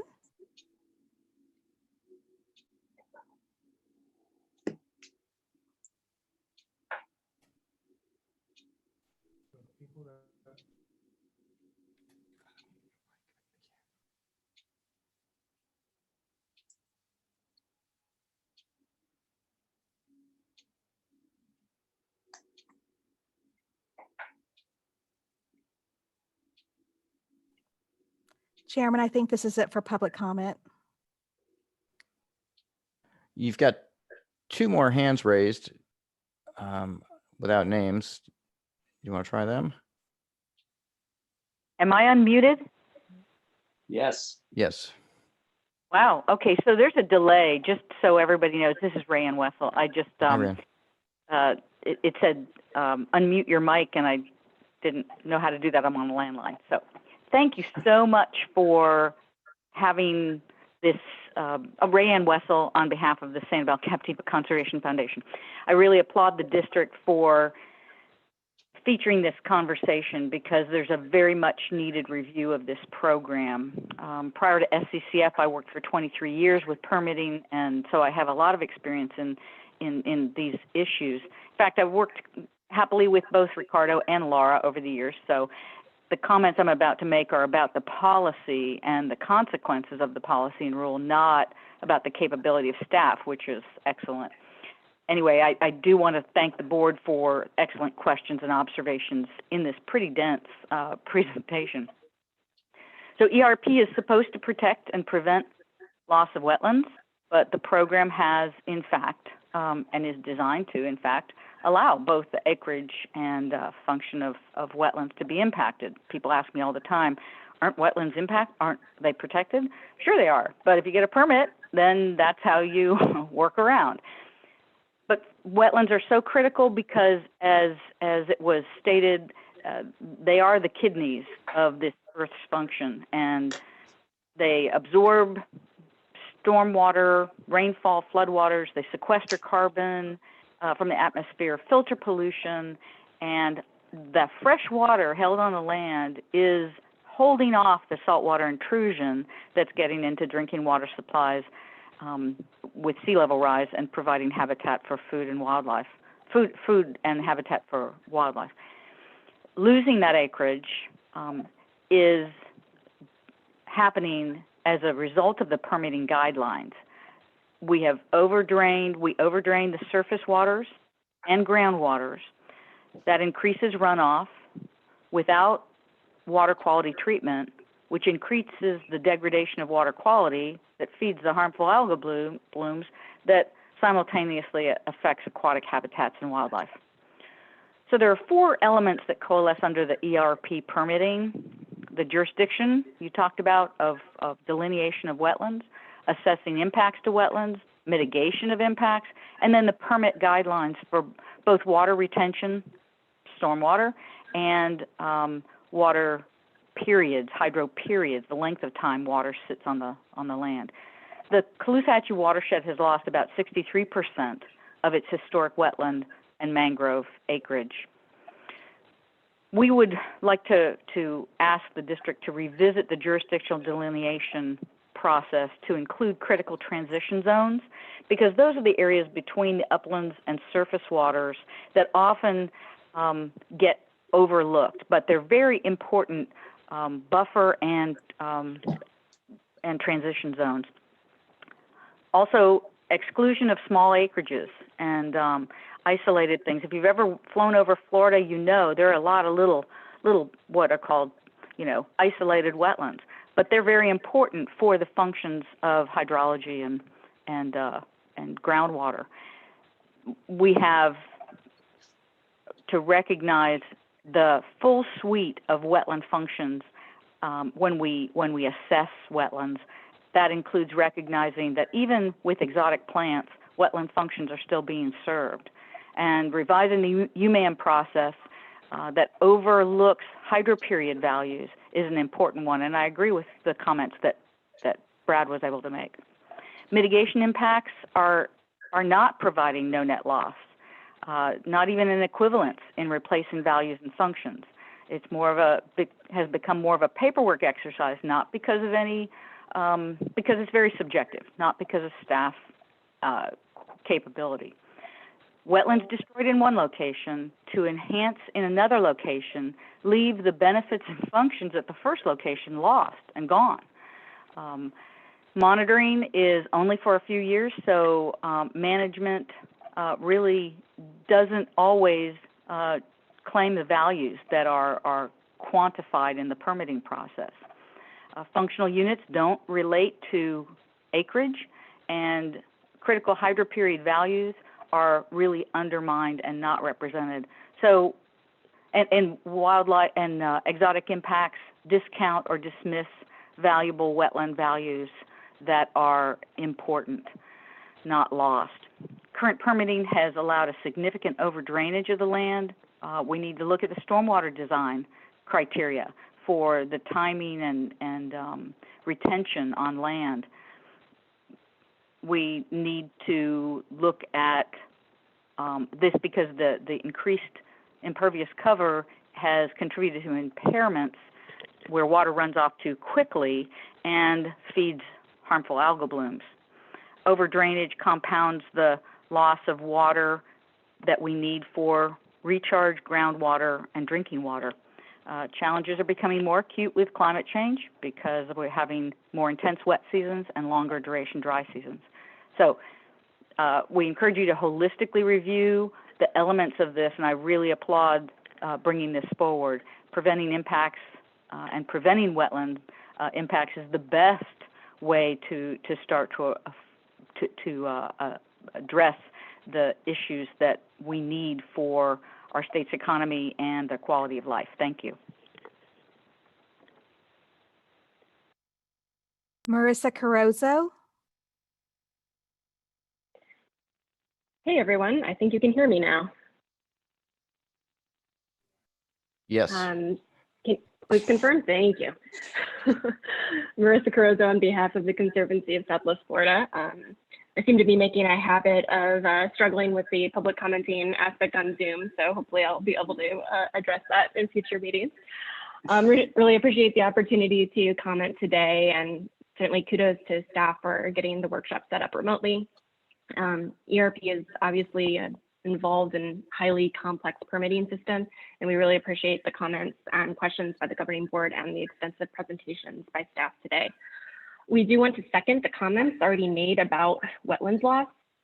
Certainly in Southwest Florida, we are clearly not meeting the programmatic or permitting goals of achieving a no net loss of wetland functions. There's really extensive documentation of wetland losses, both functions and acreage, since the no net loss policy was implemented. And we're certainly putting our communities at greater risk of water quality problems like harmful algal blooms the longer this trend continues. And beyond the wetlands' natural cleansing abilities, they also provide water supply benefits, which is an especially pertinent benefit to consider during April as water conservation month. One aspect I also wanted to emphasize regarding the wetlands discussion today is that mitigation is supposed to be the last resort after avoiding and minimizing impacts. And when mitigation occurs, it's also supposed to offset or replace all the functions provided by the impacted wetlands. So that's what the term like for like means. So this is, I think, an opportunity to step back and consider, where are the opportunities to better fulfill the mission of protecting our remaining wetland resources. And I also wanted to address the stormwater aspect. It was pointed out in the first presentation, and Drew also mentioned that both the Blue-Green Algae Task Force and Senate Bill 712 called for updating the design criteria for stormwater. And there's a really strong reason for these recommendations. This is a long past due overhaul. We've actually known for well over a decade that the stormwater design criteria don't meet the pollution reduction goals that are outlined in state statute. So to illustrate, I'll just quote briefly from a 2007 report that says, existing stormwater design criteria fail to consistently meet either the 80% or the 95% target goals outlined in Chapter 62-40, unquote. So those two percentage numbers, 80% is kind of like the general standard, and 95% is the goal for any discharges to outstanding Florida waters. So to bring an example from our own backyards, stormwater ponds, that are typically relied upon in most developments, only remove approximately 20 to 40% of nitrogen and 60 to 70% of phosphorus. So that's clearly not only below the 80% goal, but also below the goal for discharges to outstanding Florida waters. So, and this is simultaneously happening while we're continuing to lose the natural benefits and functions for water quality, supply, and habitat that's provided by wetlands, which compounds the impact. So to conclude, we really appreciate the thoughtful discussion today and all the presentations by staff, and we look forward to working with the district on stormwater and wetland issues in this overall ERP framework. Thank you. Thank you, Ms. Carosa. Rosie, are there any more public comment, or is there any more public comment? No, sir, that's it. Great. If any on the Rosie, board. there is, Rosie, I think Doug Gaston is still on and would like to make a comment. He's on the phone and not, he's on the phone like Marissa and Rayanne were. Okay, I don't have any raised hands. Mr. Gaston, if you're on the phone and you're able to speak now.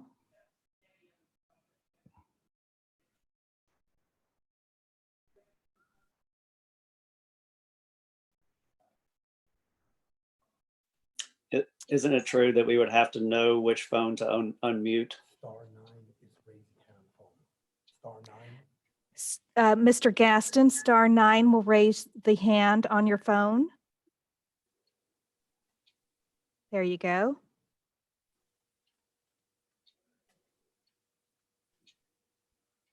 Hello, this is Drew Martin. Can you hear me? Drew, we can hear you. Oh, great. I didn't realize how to raise my hand. I'm on the telephone. I want to thank the staff for the presentation. I want to agree with both Marissa and Rayanne. And as someone who actually attends the permitting meeting and is probably the only one, I have to say that I think that permitting is really, you know, the staff's done a good job of turning down some really egregious permits, but overall, the mitigation process is a failure. And it's a failure because everybody knows who owns land that if they just allow their land to degrade, that ultimately the UMAM process will allow them to set aside very little of it. And that's the problem. And we have had cases where in Palm Beach County and in Broward where people have basically gotten away with very little protection. And it's going to be a long-run problem with climate change that we're losing so many of these wetlands. The other problem is that conservation easements are overturned, and a case was in Broward County where they overturned a 20-acre conservation easement.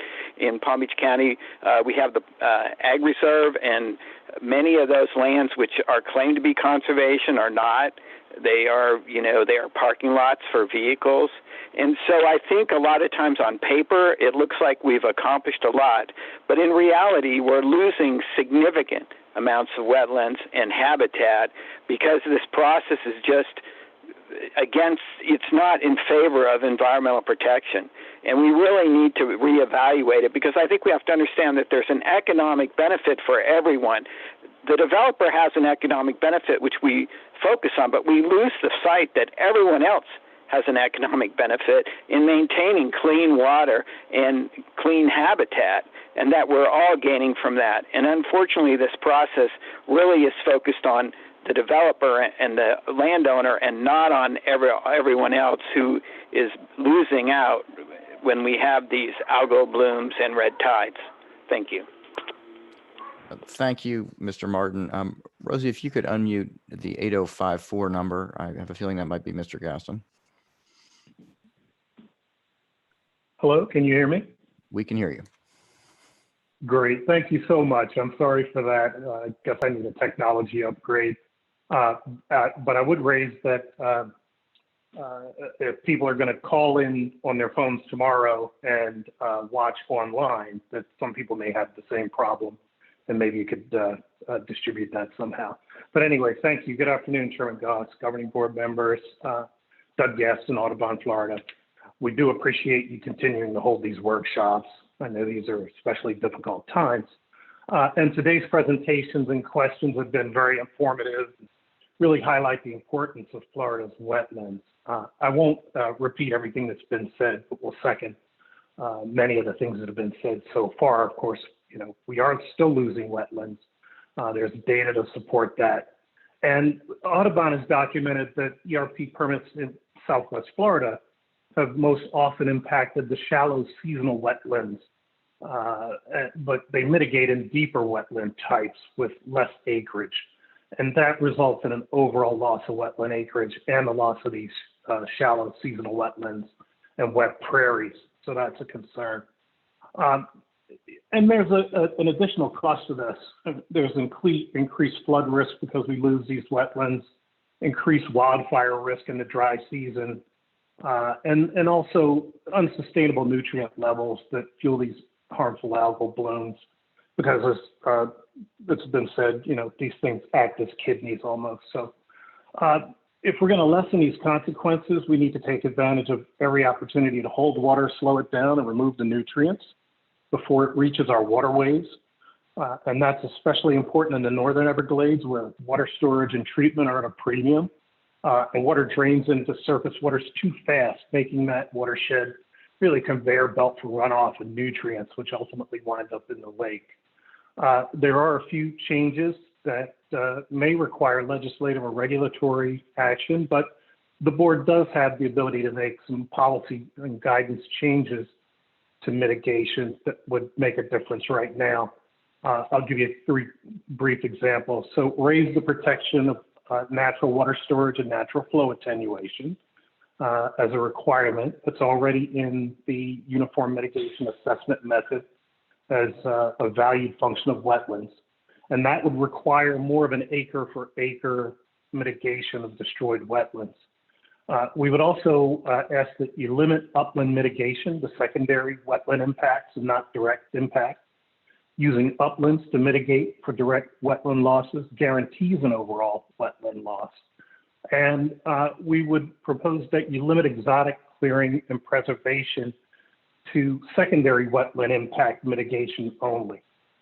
Those 2 practices have resulted in guaranteed wetland losses in both acreage and function. So again, we do appreciate you having these workshops, a very informative conversation, and appreciate you bearing with me through technology problems and the opportunity to comment. So thank you very much. Thank you, Mr. Gaston. Rosie, any more? I don't have any more. Great. Ms. Meads. So I just wanted to ask the governing board members and also Drew, the public comment that we got was just chock full of really important, valuable information.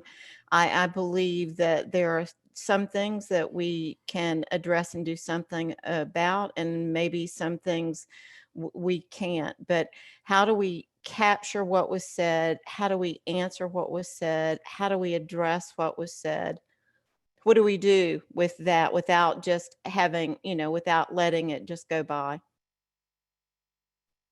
So that some of them were questions, so we'll definitely get back with the commenters on the answers to those questions. But a lot of the policy discussion, I think, really is relevant for when the ERP program is reevaluated through the update that is pending. Since it's a delegated program, we need to take those public comments and certainly work with staff that are going to engage in that rulemaking process to bring it to the table as DEP goes through that rulemaking process. So, I mean, a lot of it is driven by that sort of overarching regulation that will get updated. Does that answer your question, Cheryl? Or was there something more specific? No, it does answer my, yeah, absolutely. It answers my question, Drew. I just, okay. I hear what they said. I believe they know what they're talking about. And I think, you know, the loss of wetlands, it needs to be addressed. We need to, you know, champion these things, not only answer them, but if I could have the answers as well, and I'm sure you're going to do that, but, you know, champion fixing these problems that go contrary to what our needs are. Gotcha. Great. Okay. Colonel Roman. Thank you, Mr. Chair. And I want to follow up on what Ms. Meads has just brought up, I think that we need to look at, as the district, what opportunities that we might have to improve the process that we're responsible for. I was very concerned when there's no real measure on how we know that we're mitigating to achieve the desired results. So I think that it's very, very important to identify what we can do to make sure the process is working as it intended and achieving the desired results. And it just doesn't make sense to me to destroy natural wetlands and then spend, millions putting them back with less efficiency. And I understand zoning and I understand the rights of development and property rights and all of that. But I think that we really need to put our heads together here and see how we can improve the process. Thank you. Thank you. Mr. Olibich. Thank you. Mr. Bartlett, I just wanted to say that I think this workshop has been the most I have ever heard our board unified, giving you direction. And I think the board wants direction with or without DEP.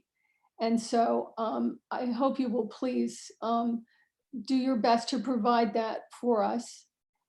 Thank you so much. I think, even just a summary of what we talked about today and what realistically could be implemented without any rule changing or agency alterations. I hope that sounds reasonable. Can you let me know if it does? Thank you. Sure.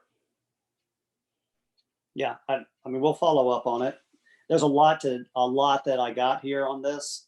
So I've got two areas, what is within our authorities and how can we improve on our programs to do a better job.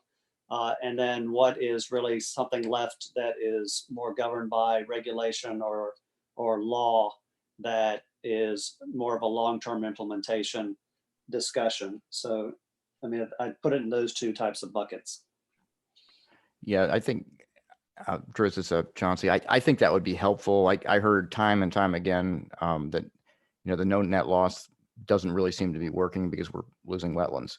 So if we're losing wetlands, then we're not doing what we're trying to do or what we want to do. So let's figure out how to achieve those goals.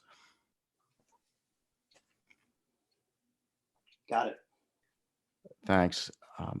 I'm not seeing any more comments from board members, so I'm going to ask that we adjourn this meeting. We're having a governing board meeting tomorrow morning at 9 o'clock. It's going to take place in the same format, using Zoom. Apparently there's a different link for it. So if you want to join, figure out what that link is, go to the sfwmd.gov/meetings page for more information on that.